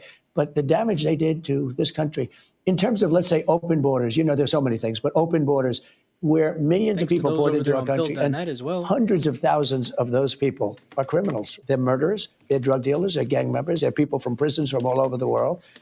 And we have a great guy, Tom Homan, and he is doing so incredibly. You saw the numbers, they're down like 96%. 95%. He is a phenomenal guy. And Kristi Noem is doing an unbelievable job. And he wanted her. He said, she's so tough. And I said, I don't think of her as that way. She's very nice. He said, no, she's so tough. And she is. I see with the horses. She's riding the horse. Let's go. She's great. But the team we have is really unbelievable. But those executive orders, I sign them, and now they get passed on to him and his group and other people, and they're all getting done. We're getting them done.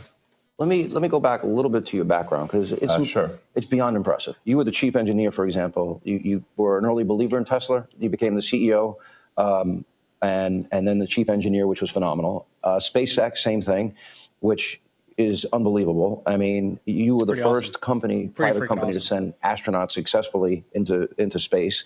first private company to send astronauts into orbit. Yeah. That's pretty deep. He's going to go into orbit soon. Okay. Yeah. No, he's going to go to Mars. He's gonna fly on Starlink his- At some point. Huh? Yeah. is in But over. they always ask me, like, do you want to die on Mars? And I say, well, yes, but not on impact. Starlink is in 100 countries. This is going to be hard. I feel. Say, hey, do you want to die on Mars? Well, yes, but not on impact. That's clever. That's a good one. That's a zinger. I like it. Like I'm interviewing two brothers here. You go ahead. Star Shield, which could be used for national defense. Yeah, it is already being used for national defense.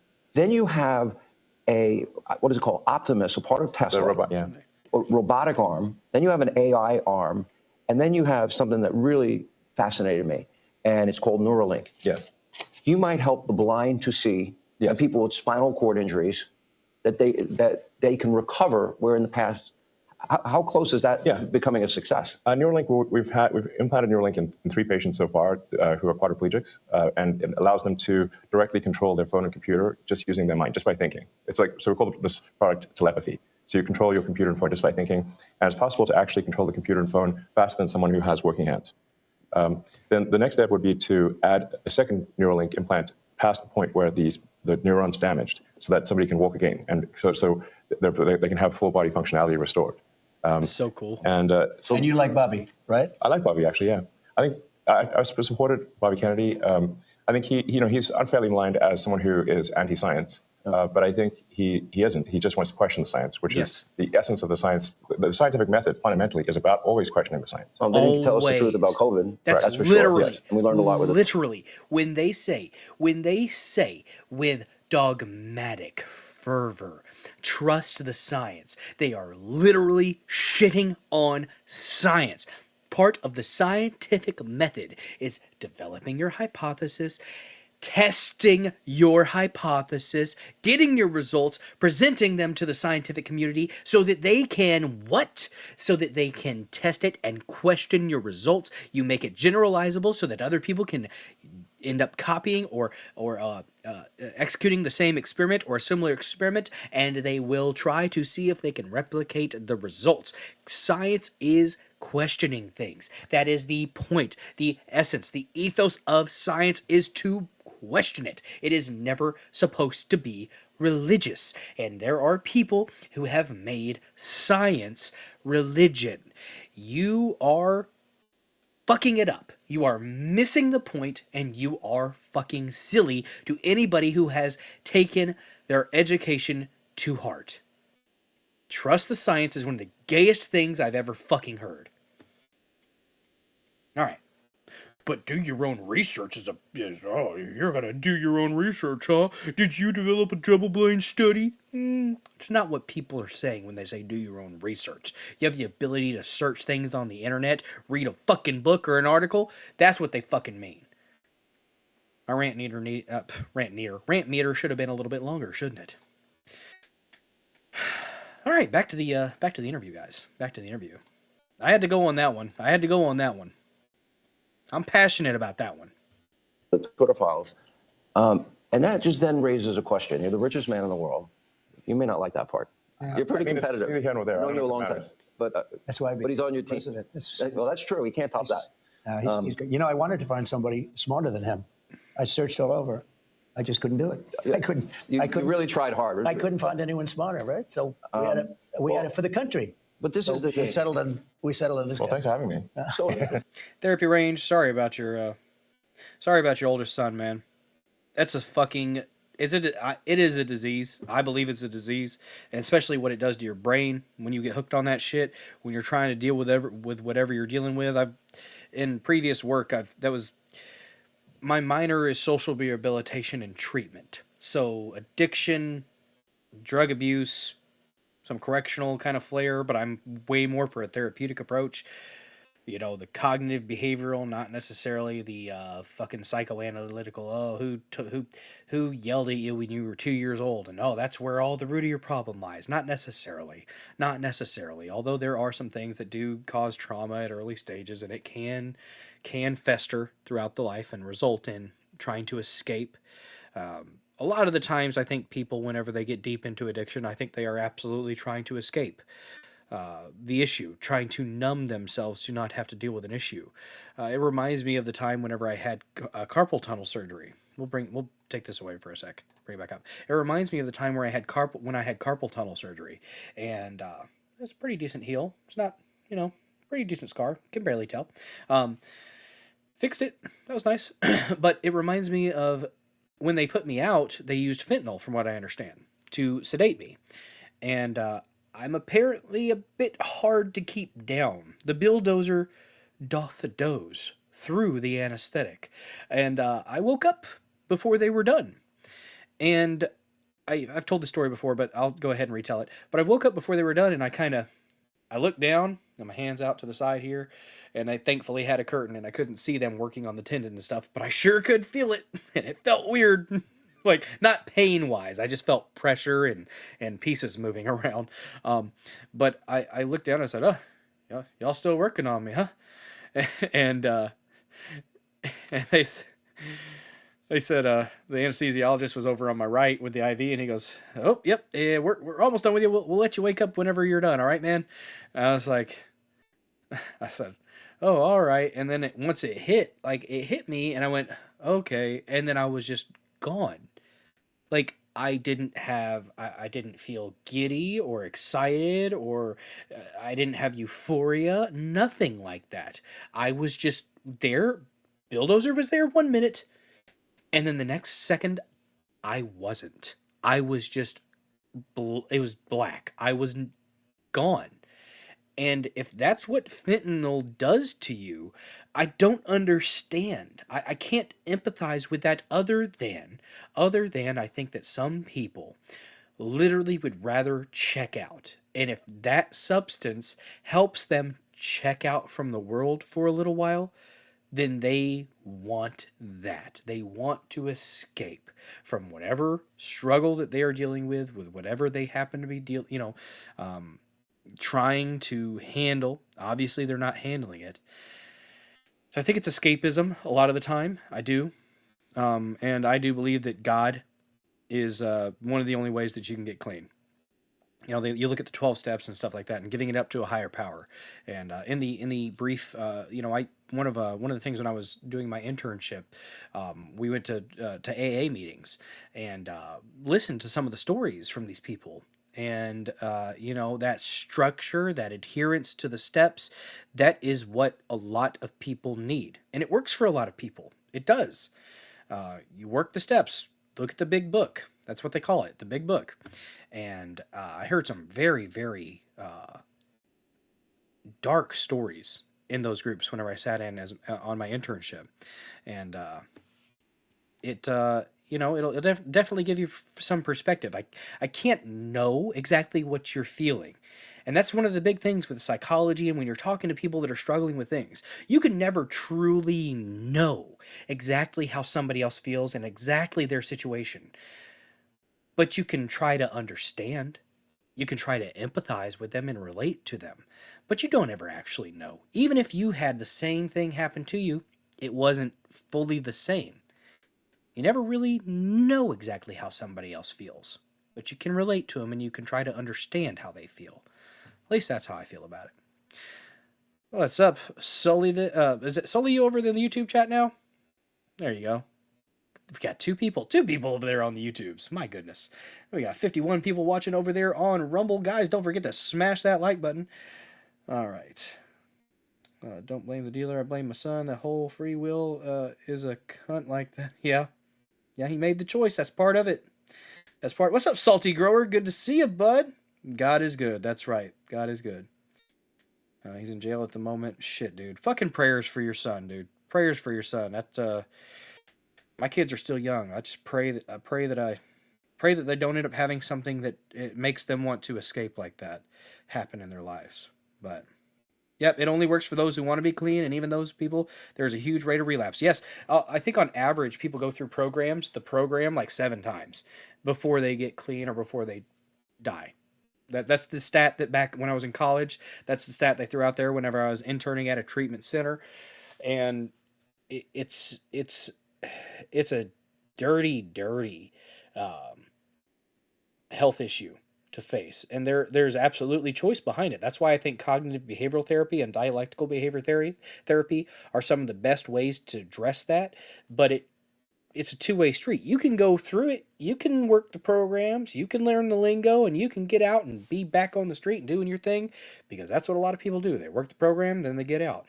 But there's got to be that component of realization that you need to make the change, that you want to change. That intrinsic motivation has to be there. And hopefully people, whenever they are in the programs, they will find that intrinsic motivation if it wasn't there before. But it's real hard when people are forced to go into it from a court order or something like that to actually affect the change. Some people need education, though. One of the things that I did in a previous line of work was I didn't necessarily drug counsel, but I did drug education for individuals. And, they would ask me, and they're like, Mr. Bill, is the purpose of these sessions to get us to stop using drugs? I'm like, not necessarily. I just want you to know what you're getting into. I want you to be informed. Yes, ideally, I would like it if you never touch that shit again. I would love it if you didn't, but I'm not telling you. I'm not going to tell you, no, you don't do. I'm not going to be like, hey, you got to stop this. You got to stop this right now.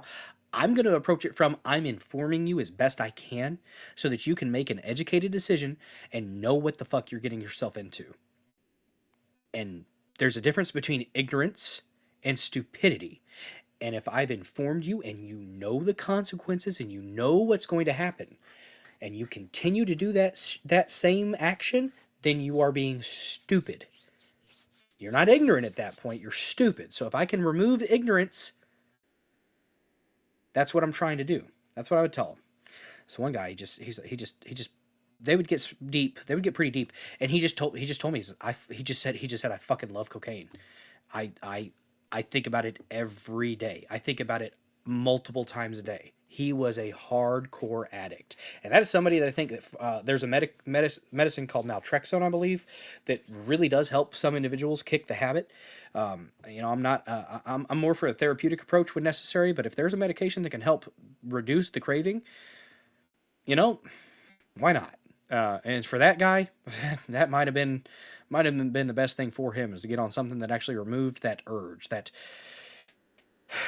instinctual desire to seek it out. That was a young one too, man. He just leveled. He just told the group. He said, I can't help it. And when I get out, he said, when I get out, I'm gonna go do it again because I love it. He said, it's part of my life. I can't live without it. And it was fucking sad to hear it. But at least he was honest. I gave him props for being honest with the group about it. But yeah. Again, prayers to your son, Paul. Prayers to your son, man. Not easy to talk about stuff like that, but I appreciate that you did. So, all right. Let's get back to this. Look at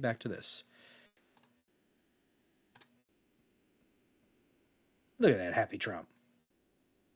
I'm just trying to be useful. This is the interesting. This is where we are as a society, and I hate to do this to you, but I'm going to do it anyway. You're doing all of these things. Nobody at Doge gets paid a penny, correct? Well, actually, some people are federal employees. They're helping. But it's fair to say that the software engineers at Doge could be earning millions of dollars a year instead of earning a small fraction of that as federal employees. Okay, so and they're very committed people. So yes. You're committed to helping the blind see, people with spinal cord injuries recover. Yes. You're committed to getting to Mars. You're committed to rescue. You're going to help rescue next month 2 astronauts that I think were abandoned. They dispute that in an interview. When are you At the getting president's them? request or instruction, we are accelerating the return of the astronauts, which was postponed kind of to a ridiculous degree. They got left in space. They've been there. They were supposed to be there 8 days. They're there almost 300. Biden. They were yes, they were left up there for political reasons, which is not good. Okay, it's not good. Now, if I had the weight of the pressure of doing that successfully on my shoulders, I think I'd be, But when we spoke before we did this interview, you are very confident. You think this will be a successful mission. Well, we don't want to be complacent, but we have brought astronauts back from the space station many times before, and always with success. Mm-hmm. So as long as we're not complacent. When are you going to launch? I think it's about 4 weeks to bring them back. About 4 weeks? Yeah. And what's up, one we're extremely cautious. Yeah. You now have the go-ahead. Yes. Well, thanks to you. They didn't have the go-ahead with Biden. He was going to leave him in space. I think he was going to leave him in space. Well, it's like we were growing up, lost in space. Yeah, he didn't want the publicity. Can you believe it? God bless you, Sully, for having those chats with those people in that spot. I echo something that the president said, and then ask you might need it right overarching question. So People in Literally with Hurricane saving Helene, lives, they have Sully. no communication with the outside world. You come to the rescue. You donated that, I believe. yes. Okay. You donated to the people He saved a lot of lives in North Carolina. He saved a lot of lives. And California after the wildfires. California, but I mean, in North Carolina, where they were really in trouble, they had no communication. People were dying. They were dying of starvation. He saved a lot of lives in North Carolina. Okay. Now you're going to rescue astronauts, and now, again, you do all of this. That's I would cool, think One liberals Lute. would love the fact that you Hopefully have that the teacher biggest helped. electric vehicle company in the world. Yeah, I mean, I used to be adored by the left. You know, Not anymore. Less so these He days. killed that, huh?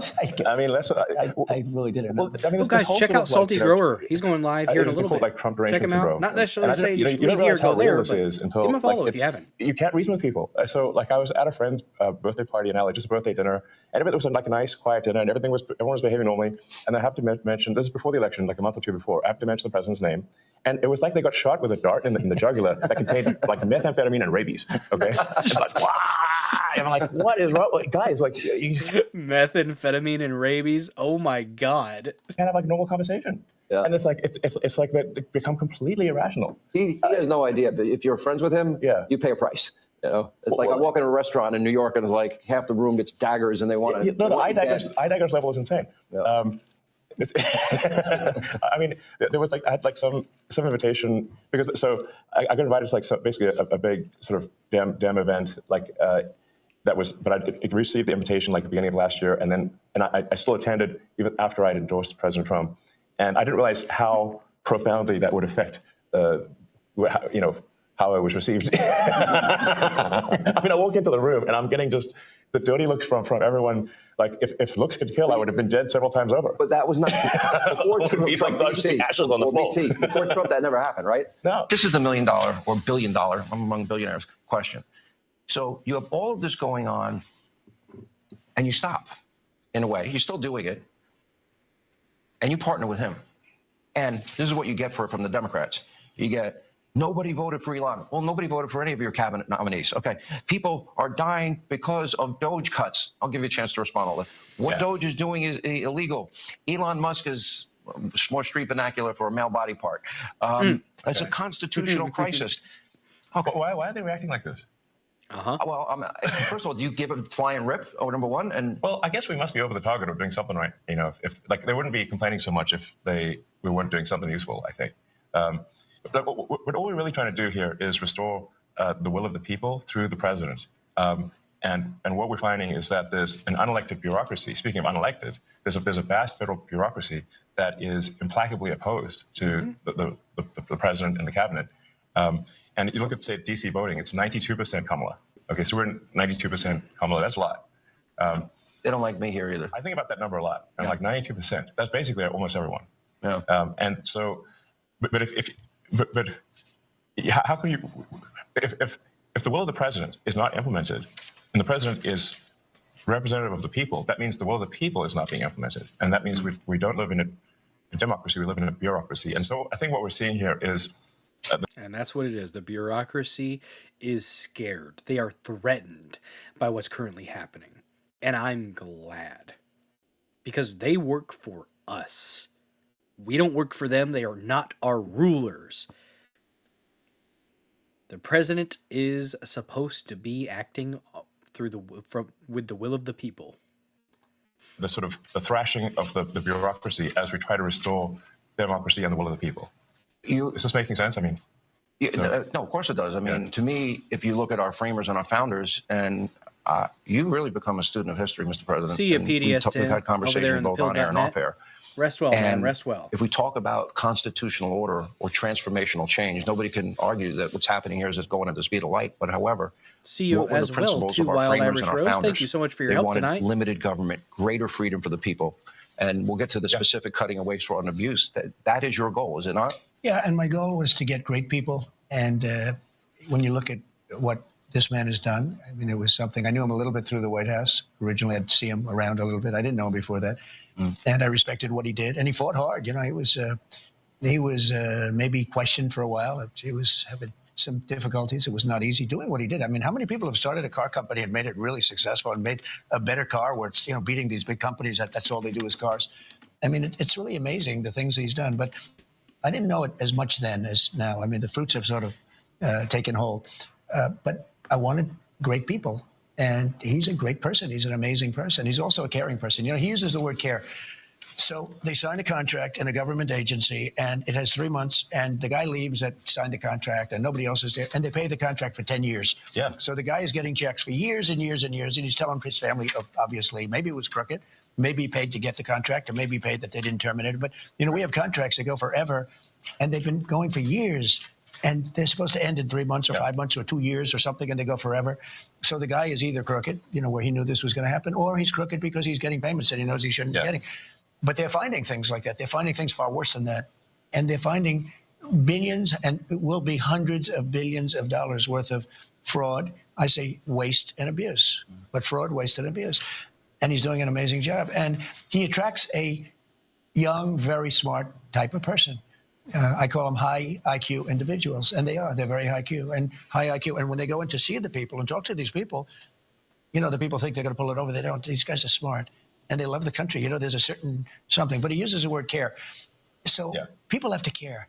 Like when I bought Air Force One, I negotiated the price. It was $5.7 billion, and I got them down to $1.7 billion. Now they're not building the plane fast enough. I mean, they're actually in default. Boeing, they're supposed to have been building this thing forever. I don't know what's going on. Yeah. We don't build the way we used to build. You know, we used to build like a ship a day, and now to build a ship is like a big deal. And we're going to get this country back on track. We can do it, but so many things. It takes so long to get things built and get things done. And a lot of it could be something we've been discussing. The regulators go in and they make it impossible to build. They make it very difficult to build anything, whether it's a ship, a plane, or a building, or anything. And some of them do it because they want to show how important they are. Some of them do it maybe because they think they're right. They use the environment to stop progress and to stop things. It's always the environment. It's an environmental problem. It's not an environmental problem at all. But they do a lot of things. And by the way, speaking of that, Lee Zeldin is going to be fantastic in the position. So, but he could take 10 years to approve or disapprove something, or he could do it in a month. You know, just as good. Sure. And I think you're going to see a fantastic job done by him. He's yeah, I don't know all the specifics of Elon's approach to fatherhood for some people, some of his kids. It seems like he might not have been there for him, but it seems like he's trying to make up for that. At least I hope he is. You know, I don't trust Elon 100% of the way. I don't trust anybody 100% of the way. His transhumanist leanings kind of concern me. That thing about the whole H-1B stuff, that was kind of crappy. But yeah. I don't know. He's doing great. He's doing great for the country right now, though. So he seems to be on the side of humanity right now. So I'll take it. Nobody's perfect. He may be a weapon that's got a little bit of rust on it, but a weapon that we can utilize to help further the America First agenda. I'm here for it. While always making sure to keep your head on a swivel, of course. So tremendous guy. Newt, you echoed something when I just met you, and it was very similar to what Newt has been saying, that he brought this country to the dance. This is the opportunity to be transformational and to have, I would argue, the most consequential presidency if we really dig down and do something that had never been done before, and that is get rid of this bureaucracy. And I'm going to get to the specifics. You say the same thing. It's not done yet. And what do you mean by that? I mean, winning the election is really the opportunity to fix the system. It is not fixing the system itself. So it's an opportunity to fix the system and to restore the power of democracy. And people like. It's funny how often when these attacks occur, the thing that they're accusing the administration of is what they are guilty of. They're saying that things are being done unconstitutional, but what they are doing is unconstitutional. They are guilty of the crime of which they accuse us. That's always the first thing they do. Projection. In violation of the Constitution. That's their go-to, projection. Well, it's just a con job. It's a big con job. And they're so bad for the country, so dangerous and so bad. And the media is so bad. When I watch MSNBC, which I don't watch much, but you have to watch The Enemy on occasion, the level of arrogance and cheating, and they're just horrible people. These are horrible people. They tell conspiracy theories. And they start up with the Constitution. They couldn't care less about the Constitution. CNN, likewise. I mean, I watch them asking questions with, the hatred with I said, why are you asking the question with such anger? You're asking me a normal question, but you see the bias. The bias is so incredible. Those two are bad. PBS is bad. AP is bad. CBS is terrible. I mean, CBS now, they changed an answer in Kamala. They asked her some questions. She answered them like, a low IQ person, the opposite of him. the absolute opposite. But she gave a horrible answer. They took the entire answer out and they put another answer that she gave 20 minutes later into the as the answer. I've never even heard of that. I thought I heard of it all. I'm going to, just for the sake of safety. Real quick, guys. We're on Rumble. We're at total all-time views for my videos and my content on Rumble, 192,082. That's kind of cool. We're almost at 200,000 views for the content on Rumble. Glad to see it. And you know what? We're just going to keep growing, guys. We're going to keep growing. As long as you guys are having a good time, I'm having a good time, and I'm going to keep rolling with it. Thank you guys so much for your support. Sincerely. Don't forget to smash that like button, guys. Comment in the comment section. Call somebody a fag. Why not? Who cares? Or be nice. Whatever your flavor. Saving time. Yeah. Because I could spend, and I've done this on radio and TV, I can spend an hour finding the outrageous amounts of money being spent abroad, like USAID. And I just want to mention a couple, but I'm going to scroll it. Well, I guess at a high level, I think it's what the president mentioned earlier, which is that in order to save taxpayer money, it comes down to two things: competence and caring. And when the president was shown the outrageous bill for the new Air Force One, and then negotiated it down, if the president had not applied competence and caring, the price would have been 50% higher. Literally 50% higher. The president cared, the president was competent, the price was not 50% higher as a result. And so when you add more competence and caring, you get a better deal for the American people. But we were talking about this yesterday. I could give me thousands of bills. I could pick any one of them. Exactly. But I could take all 1,000. And let's say it's a bill for $5,000, just $5,000, and it's done by some bureaucrat. And if he would say... Guys, I know I said that we were going to do the Mike Benz interview tonight.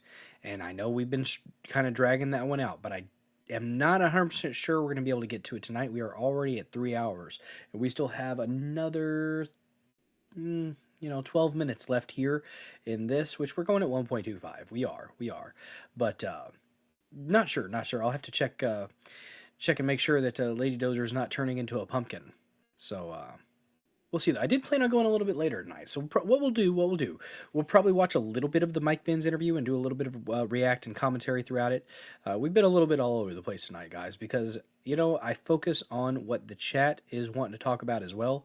And I felt like we needed to stop this earlier and actually kind of talk a little bit about some of those issues, because those are very important issues. And it's right up my alley as far as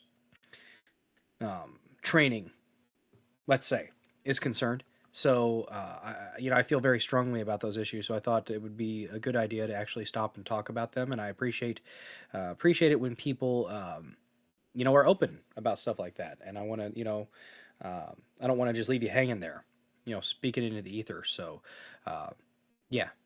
But all right, let's continue with this. Hey, I'll give you 3. I don't want to pay you 5. It's too high. I'll give you 3. But they don't do that. If a guy sends in a bill for $5,000, they pay $5,000. They expect to be cut. Everybody expects to be cut. When you send in a bill, you expect to be cut. They send in the bill higher for the most part. This is true with lawyers, legal fees. When they send in legal fees, I can cut. I wish I had the time.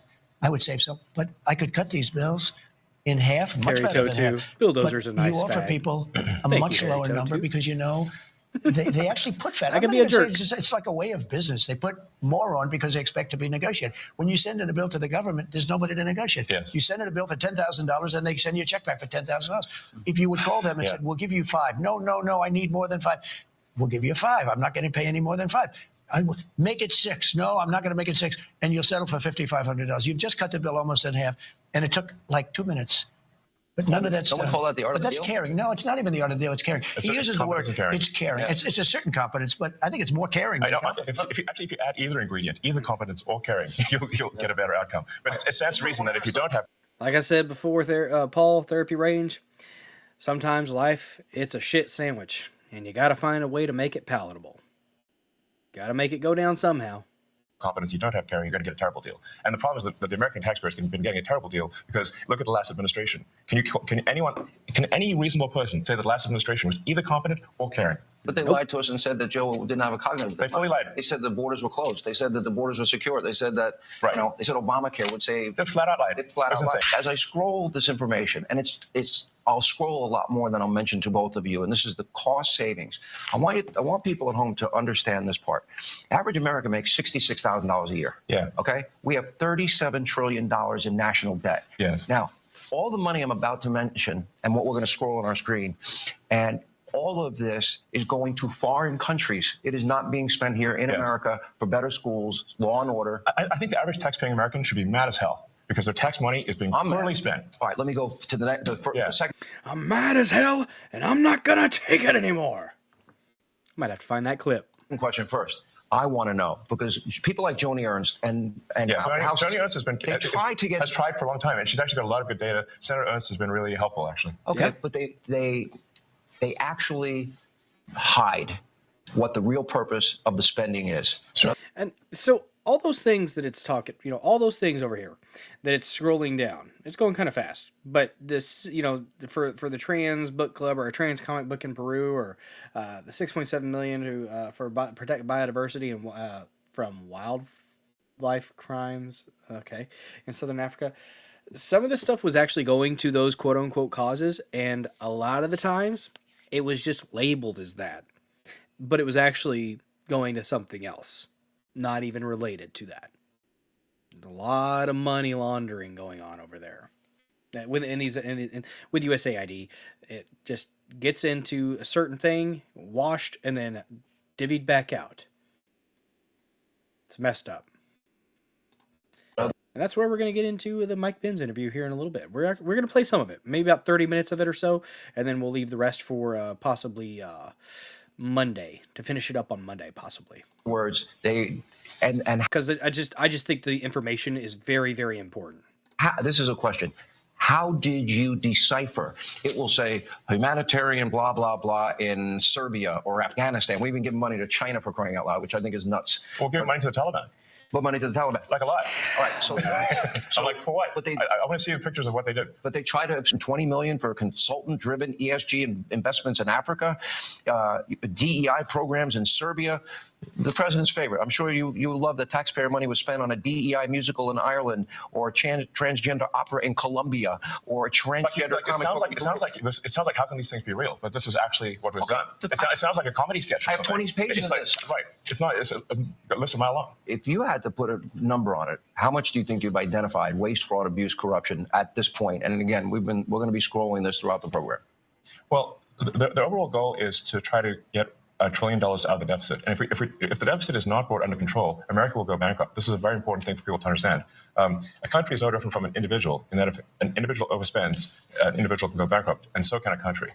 And the massive waste, fraud, and abuse that has been going on, which is leading to a $2 trillion a year deficit. That's what the president was handed on Jan 20th, a $2 trillion deficit. It's insane. For this fiscal year.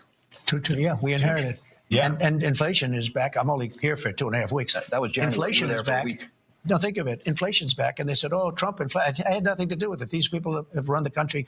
They spent money like nobody's ever spent. They were given $9 trillion to throw out the window. Yep. $9 trillion. They spent it on the Green News scam, I call it. It's the greatest scam in the history of the country. One of them. We have a lot of them, I guess, but one of them. Dollar-wise, probably. DEI, That's what they did. Wokeism, and transgenderism. Well, that's all part of it, yeah. And LGBTQ+. Yes. By the way, not in America. Other countries, not here. The amazing thing is when you see the teaching of DEI, $9 million. How do you spend $9 million to teach? No matter what it is, you could teach physics. Totally. You could go to MIT for a lot less. Expensive.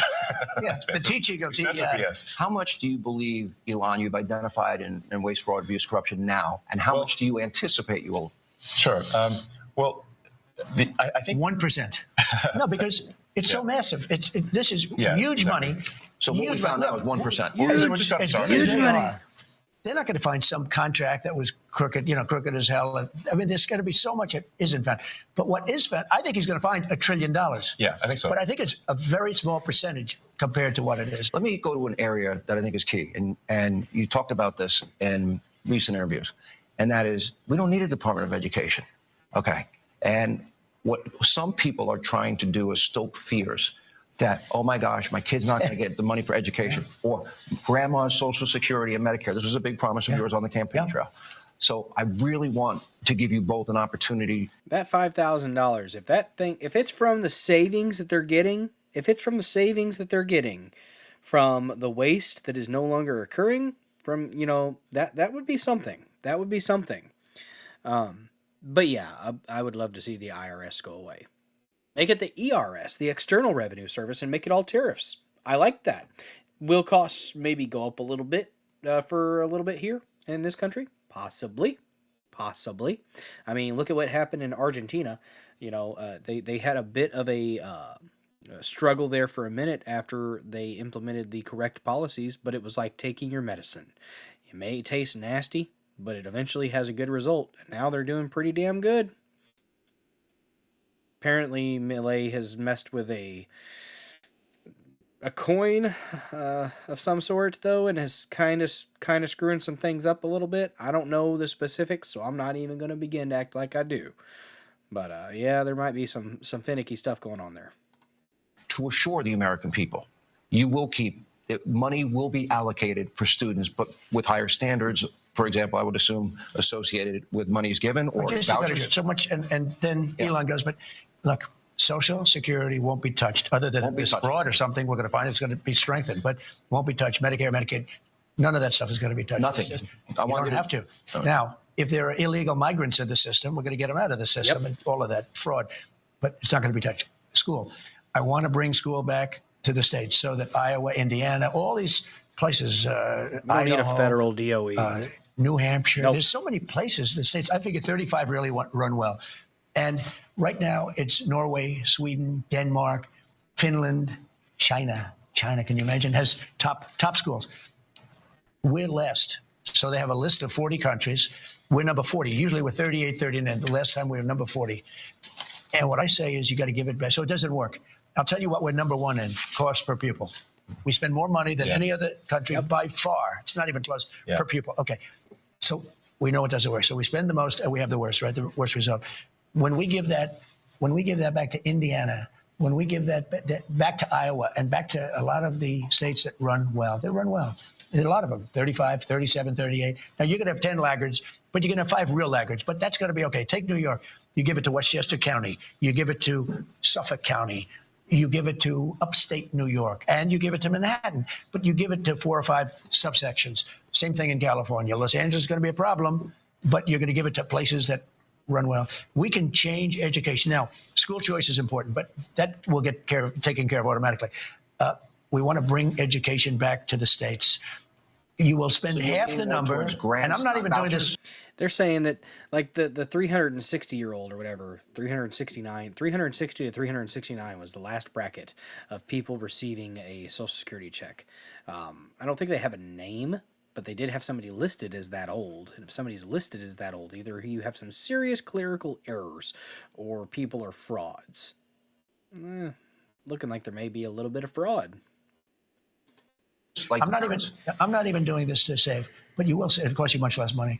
You get a much better education. If you go to some of these states, you'll be the equivalent of Norway, Sweden, Denmark, places that really have a good school system. You'll have those places will be the equivalent, and your overall numbers will get so much better. Do you want standards associated? The only thing I want to do from Washington D.C. is make sure they're teaching English, reading, writing, so much for that. Math, science. Okay, a little science. Might help. You know, computers. You're not going to have much of a problem with that, but that's it. So your task now, and I pray to God this is successful. I really do. I wish you Godspeed. Godspeed, John Glenn. It's going to be, by the way. I really believe. But there are legitimate areas. Well, beside this, this is cutting. We're only talking about cutting. We're also going to make a lot of money. We're taking in so much. What about his business? What if there is then we won't a contract he would otherwise let get? him do it. If he's got a conflict, I mean, look, he's in certain areas. I mean, I see this morning, I didn't know, but I said, do the right thing, where they're cutting way back on the electric vehicle subsidies. Yes. They're cutting back. Not only cutting back. Hurt you. Correct. Yeah. Now, I wouldn't tell you. Well, he's probably not that happy with it, but that would have been one thing he would have come to me and said, listen, you got to do me a favor. This is crazy. But this was in the tax bill. They're cutting back on the subsidies. I wasn't involved in it. I said, do what's right, and they're coming up with a tax bill. It's just preliminary.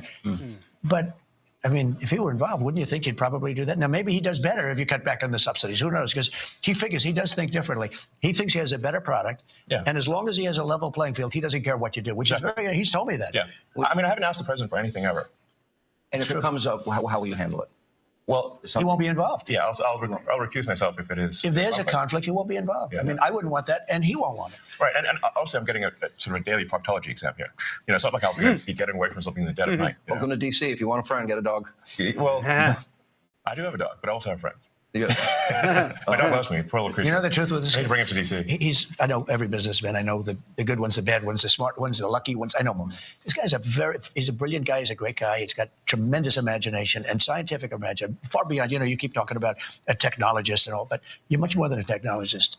You are that.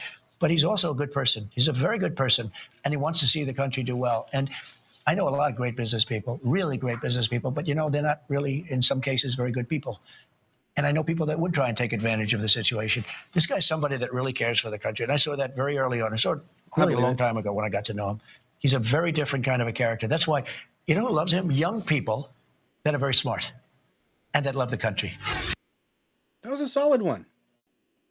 That was a solid interview. That was good stuff.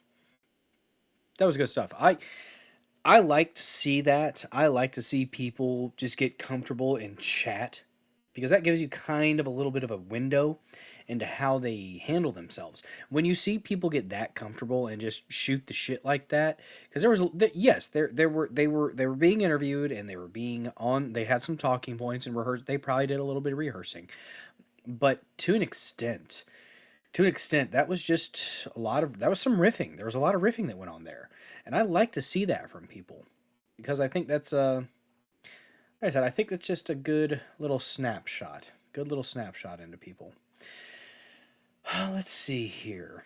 But yeah, Trump and Elon. People will be concerned about the influence. Understandable.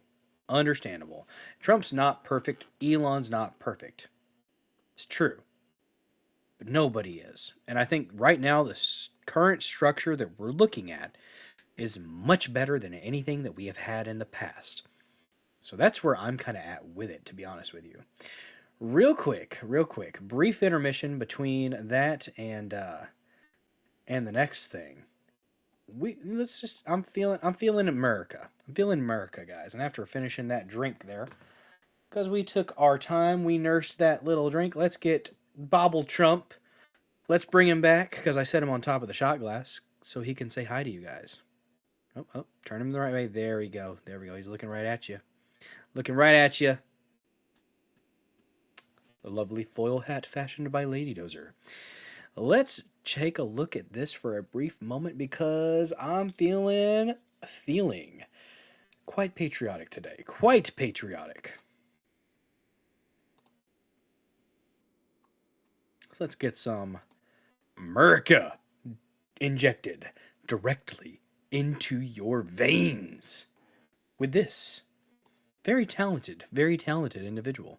Oh, say, can you see by the dawn's early light what so proudly we hailed at the twilight's last gleaming, whose broad stripes and bright stars through the perilous fight o'er the ramparts we watched were so gallantly streaming, and the rocket's red glare, the bombs bursting in air, gave proof through the...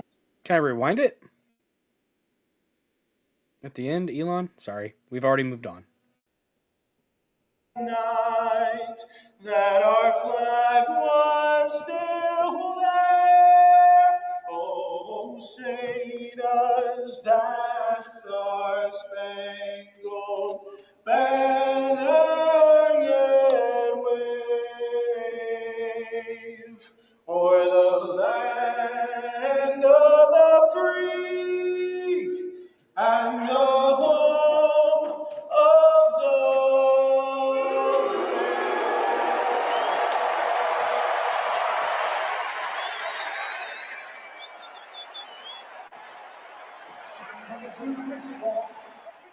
There you go.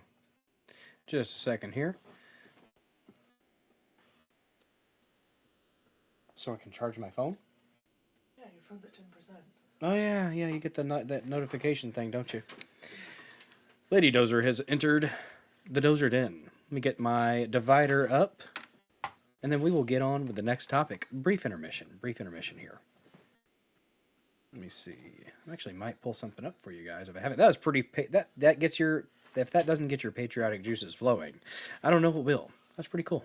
Alrighty, just 1 second here.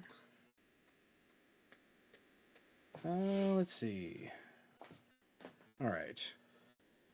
Let me see here. Oh, real quick. Let's let this little dude cook. Brief one before we go into the Mike Benz interview. Check this little dude out. I'm gonna turn my camera off and mic off, put the divider up, and then I'll be right back.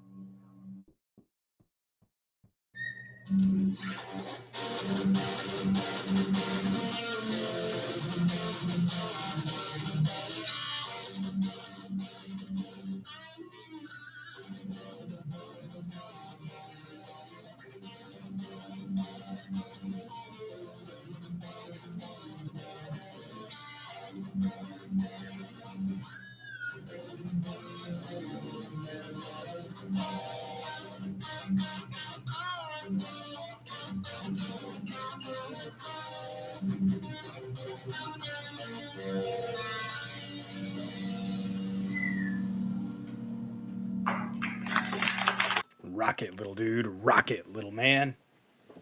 Kudos, dude. That's pretty cool. That's pretty sick. All right, guys. All right, let's roll into the next thing. I figured we'd go ahead and do a little brief interlude there between topics. Yes, indeed. It's been an interesting day, guys. It's been an interesting day. We've got our big three. I'm stoked. I'm very, very stoked. Let's go ahead and get into the last thing. We're going to watch at least a little bit of the Mike Benz interview. Too low, you couldn't hear it. Well, shit. Damn. What I could have done. It was turned up all the way over on the right. Let me check the... I'll fiddle with it next time, Trish. If I, so I can watch whenever I'm talking, watch the audio stuff, the little meter go up.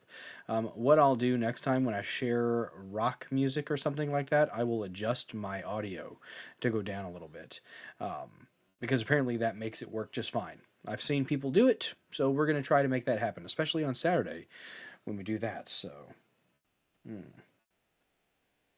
Damn. Oh well. All right, so let's go ahead and pull this up here. We got, we'll do, oh shoot. Where were we at? It should have put me back where we were, but it didn't. I think we were at about 2 hours into the stream. I think. We were right at 2 hours, if I'm not mistaken. So let's go ahead and start with the Mike Benz interview, the USAID stuff. This man is a freaking wealth of knowledge. And like I said before, the reason that I'm playing this guy and letting him cook, as one might say, is because I wouldn't do it justice. If I tried to compress all of the information that he's throwing out in this and then share it with you, I would not do it justice. So that's why I think it's a good thing to kind of do a little bit of a watch and a react and kind of process with you guys. If you've seen it before and you don't want to watch, that's fine. I completely understand. But let's watch at least a little bit of it. We have it technically an hour and 22 minutes left. We're already at 3 hours and 20 minutes, so we are not going to do all of it tonight. So we'll probably do a chunk of it tonight and then finish it up maybe next Monday on the Monday episode of the Dozer Den next week. So let me get the speed where I want it. and then we will get rolling.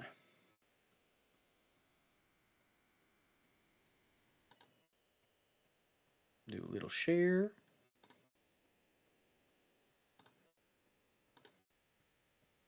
There he is. Mark Milley era, published in 2021, about how to plan race riots in Plug my phone Africa up. in order to stop the construction of a port by a foreign government that would allow their forced projection into the Atlantic Ocean. In a sample scenario where the U.S. ambassador tries to get this West African country on the Atlantic coast there to cancel the port construction in partnership with the foreign government, but that government doesn't want to do it, and so they refuse the U.S. ambassador. They refuse the State Department. So this is literally in the planning guide and pitch book for the U.S. Special Forces. It's available online right now. Everyone can look this up. It's all over my X feed. I posted a link a million times and all the screenshots. But they show the role of special forces. They're pitching this basically to get more grant funding. That we can help in near peer competition actually with foreign countries by having special forces destabilize the country, inflame racial tensions between the Africans who work in the factories and the business owners of the foreign government in the local regional development. Cause mass walkouts and strikes. But if you want to pull this on screen, I can, I can just show you these two things. If you just go to my X feed and you can type in rent rights, or you can just type in, USAID job fairs or USAID, job, and you'll see in this scenario, they talk about the interagency coordination between defense, diplomacy, and development. All the roles. Yes, if you do USAID job, you can pull it up. And what they propose is that as they are inflaming these racial tensions to cause these riots and boycotts of the local businesses, that USAID would play the role of swooping in. Yeah, go ahead, click those. And I can show you the source documents and everything. It's all over. So IWC, for example, is Information Warfare Center at Fort Bragg. Again, they're in West Africa. Now, there's a sample scenario with a hypothetical African country. And I don't want to belabor this. I'm not trying to cause an international incident by saying this. I'm just trying to get the American people insight into why you are going to find USAID fingerprints all over Pentagon operations, and no one's going to have known about it before because you park it at USAID. The military doesn't have to tell the president what they're actually doing. This is why, for example, you had the fight over ISIS.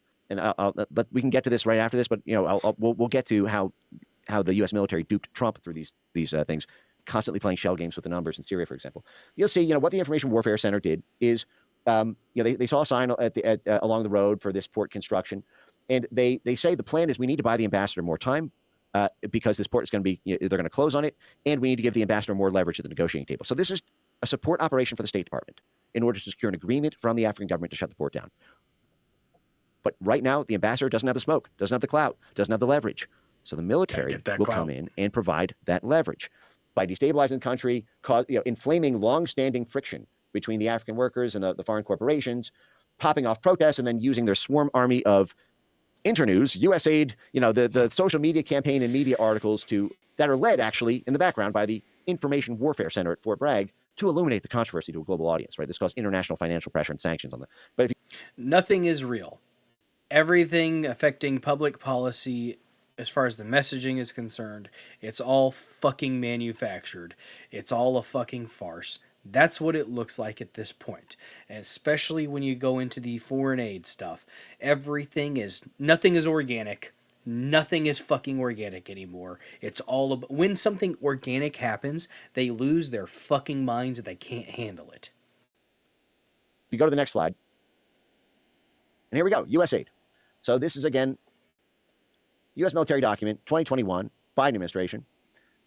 To make sure this thing really pops off, USAID is going to swoop in, along with other NGOs, to establish job fairs near the protest areas, so that when these racially inflamed African workers want take to the streets, they don't need to worry about losing their careers at those companies they just went on strike at, because they're going to be on U.S. taxpayer dime, baby. It's going to be U.S. truck drivers, median income, $45,000, $50,000 a year, paying for striking African workers to get no-show jobs as a part of a race riot operation for the U.S. Special Forces to give leverage to the U.S. State Department ambassador in order to stop a random port construction in West Africa. And it says here, within 2 weeks, the construction company lost 60% of its required labor pool. Mm-hmm. So it's effective. Now and this is where, good Lord, I don't know if you want to, take a breather and pivot to something lighter, but this is where it starts to get really, really nasty, because there are layers to this that I see, but because I'm not an insider, I don't have access to the inside government documents. I don't have subpoena power at Congress.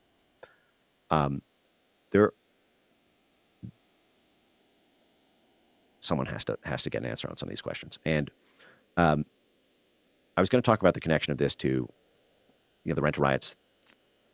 I should say, formally, we don't know that the rent riots, formally the riots that popped off in this country in 2020, and that I see as one of the main ways that the blob may be able to regain leverage here in the United States in the years ahead. Right, right now they're doing lawfare. They're trying to mend. They're a little bit impotent right now because their coalition is very fractured. Many of the stalwart international Republicans have gone full MAGA, so the bipartisan consensus on this is weaker than it was. And then probably most difficult for them, there's a bit of a civil war happening even within the Democrat Party because of all the bad blood between the Biden camp and the Kamala Harris camp. I mean, you need a unified network on the Democrat side to pull this off. And you had Joe Biden. Joe Biden was soft cooed out of office by his own party, and you have half the Democrat Party who was in. It was a very contentious, long drawn out process. Joe Biden put on a MAGA hat. Actually asked one of those union workers, I believe he was, one of those people at that event, for the MAGA hat to put on, and that was quite a. How about Jill Biden wearing a red dress when she went to vote? Yeah, good. It's a big deal. And when Joe Biden walked out at that White House press conference to announce that Donald Trump had won the election the day before, people go back and watch that. I have never seen Joe Biden smile harder in my life. The way when he had Trump in the White House smiling and he looked like he was having a good old time. Right. He was happy. A stark contrast between Obama welcoming Trump in 2016. Right. And Obama was backing the Kamala, ouster of Biden. And so when they were all united in this bipartisan, blob network, and the Democrats were completely cohesive, and a full half of the Republican Party was internationalist, you could get this buy-in. For example, it was easy to synchronize the U.S. Chamber of Commerce with the AFL-CIO, with the Union Street muscle. USAID, just back at this whole USAID Truman Show, and I say this ever, there is nothing Logic. you Thanks can tell for me that joining. is not affected by the USAID Good to Truman see Show. You want to talk about the music industry? I tell you about USAID's complete infiltration of the music industry. How so? We got 41 likes, guys. Maybe I can show receipts on screen here for a second. Do you want to? We'll start with an easy one because it's directly connected to what we were just talking about with Zunzuneo in Cuba. So if you go to this Max Blumenthal's outlet, it's called Gray Zone News. And again, I'm not trying to beat up on our foreign policy establishments. Gray Zone News has some great stuff. They've been on Redacted quite a bit too. Redacted has some really good coverage. Sometimes they get a little bit, focused on certain things, but for the most part, I love watching Redacted. When I get a chance to in the afternoon, if I have a bit of a break in work or something like that, to actually listen between 3 to 4:30 or something like that, I definitely do my best to give them a listen. Oh, if you guys the Nunn Report has moved their time from 2 to 3 or 2 to 4 to 3 to 5, I believe. I think it goes for about 2 hours. Dan Nunn with the Nunn Report. Worth your viewership. A fantastic channel. Great community over there as well. So give the Nunn Report on Rumble a follow as well. Foreign policy on Cuba or way into that, but this is how the sausage is made, and you're going to see a million examples of this in a second of this. But go to just type in on Google or any search engine, Gray Zone News, Cuban rappers, USAID, and you'll see this, and these are basically sponsored hip hop artists to write, to do revolutionary hip hop to appeal to the Afro-Cuban community, who the National Endowment for Democracy had identified as being a demographic. See, every time we do these operations, I love my lurkers. USAID, the NGOs, they'll submit what they call a baseline assessment or a strategic assessment to the State Department, where they will do a demographic segmentation of all the demographics in the country, who's pro us, who's against us in the region, and then they will micro target the grants in the capacity building to capacity build the burning ember to turn it into a flame. So, for example, and just so you see this, I mean, you can go to the CI World Factbook right now. This is just a public-facing CI.gov. You can type in a random country like Burma on just CI World Book Burma. You'll see we keep meticulous tabs on the racial distribution, the religious distribution, the gender distribution, the heteronormative versus LGBT one. This is why USAID and NED were backing and supporting Pussy Riot in Russia. To do these insane, sort of feminist LGBTQ styled left-wing street riots. And this is what they, cause this international incident. You can see all the USAID and NED stuff on them for Pussy Riot is the music industry. And go to YouTube and look at their music videos if you want to see what state-sponsored music looks like. But in the Cuba case, NED had published this document. NED is the operations arm of USAID, and they get a ton of their grants through it, and they're a companion start. Said, okay, all of our previous attempts to overthrow the Cuban government failed. Well, something like 60% of the Cuban population is Afro-Cuban. They're radically underrepresented in the Cuban government. They have their own grievances around policing issues and around representation issues. And they even noted in the document that demographic, I'm not saying this, Ned is saying this, in Cuba is disproportionately drawn to drugs, influenced by rap music, and suffers from overwhelming amount of youth unemployment. And so capacity building those desperate networks, capacity building, the anti-addiction programs will get you into the drug numbers.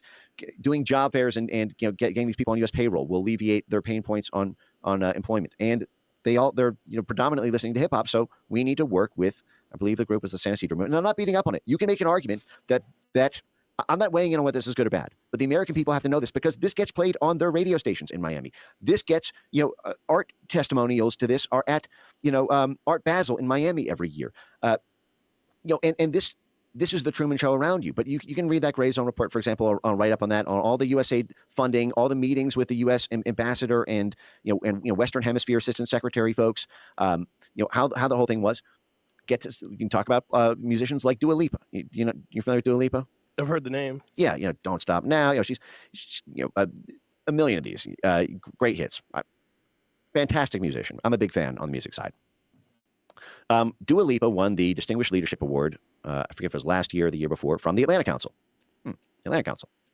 That's the same organization that we played on screen during our first conversation, where we went over the Atlantic Council, holding up I call bullshit placards, BS, right. And looking at Trump tweets and training hundreds of journalists for how to flag and censor him saying tweets like witch hunt or Brexit slogans for cheaper health care.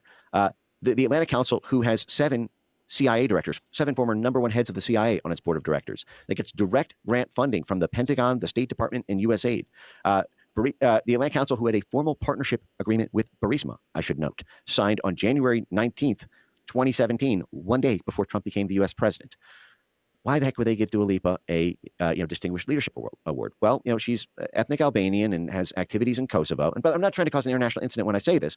But her messaging around the post-Yugoslavia breakup, Balkan states, and a lot of the geopolitics around Serbia right now, the U.S. State Department has been pursuing, as well as USAID, and to whatever extent you may or may not be there, the civil military arm of the U.S. military.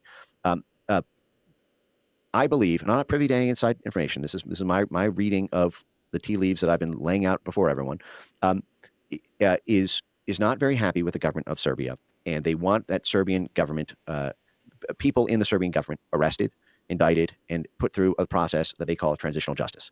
And transitional justice is the idea that when you... shouldn't be any of our... Oh, this transitional justice thing, though, this is important. But this is none of our business. Why do we care? Well, we don't. The people with all this money apparently do. Transition a country. When you overthrow its government or you pump up your favorite political party to win the election, it transitions from democracy, from autocracy to democracy, or it transitions from illiberal democracy to genuine democracy. It's a turnover of government, and we have doctrine. We have a whole field of scholarship at the State Department, at USAID, and that is carried out in covert ways through civil military, DOD, and at CIA, called transitional justice, which is weaponizing the Justice Department and creating the criminal predicate to eliminate your political adversaries you just narrowly vanquished in a nail-biter vote in order to stop them from ever rising to power again. Operation and I'll show you Gladio. some great receipts on this so that everyone can see this with their own eyes. He's describing a little bit of Operation Gladio. But before I do, let me just flesh this out for a second, which is that every regional desk at the State Department or in the USAID portfolio has to compete every year for their budget. They have to fight for their lives because the people, who are the regional desks around Kyrgyzstan and, Georgia, Moldova, Latvia, Lithuania, they're competing in the budget for what's going to Western Hemisphere, what's going to Argentina and Brazil and Colombia. Rest well, they're competing against Sub-Saharan Africa. Thank you so so the much cheaper for it is to joining and manage hanging out the in the political chat. vassalage of a country, Appreciate the better. you hanging They out may with have had Dozer Den. to ask for a lot more money in the budget, one-off in election year, to run that money through Democracy International or through CEPS or any number of USAID or NED programs to fund the political party they want to win. But they can't keep that. they were only given that money because it was a specialty. They're not necessarily going to be able to get that the next time around, and they'll be able to spend money on other soft power goals in the region if they don't have to worry about the other party rising again or doing what Trump just did, winning, then losing, then winning again. And so transitional justice is a whole field at state and in the NGO plex to make it cheap to manage the course of and result of foreign elections by making sure anyone who's a serious challenger to you ends up in jail. And I'm just going to show you something because it's now in the news. Elon Musk this week tweeted out about a horrible situation where someone from the PIS, the Law and Justice Party in Poland, I believe is now facing arrest for clicking the like button on a social media post. Jesus. And what was the post? I don't actually know what the post was. Was it one of Kanye's?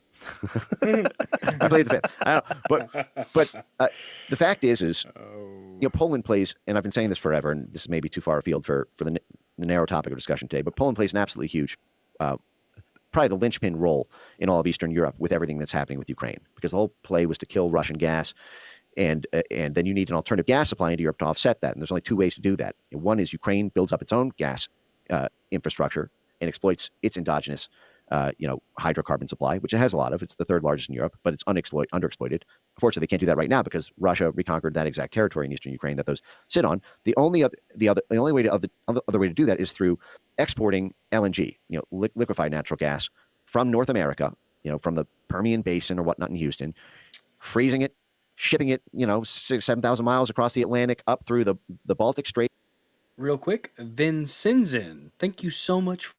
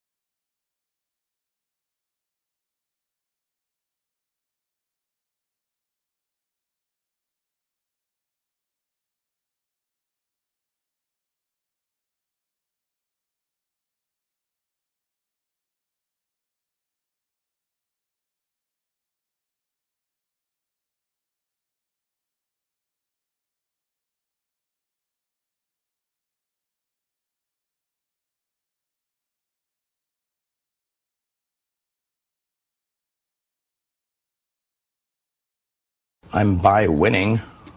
I win here and I win there.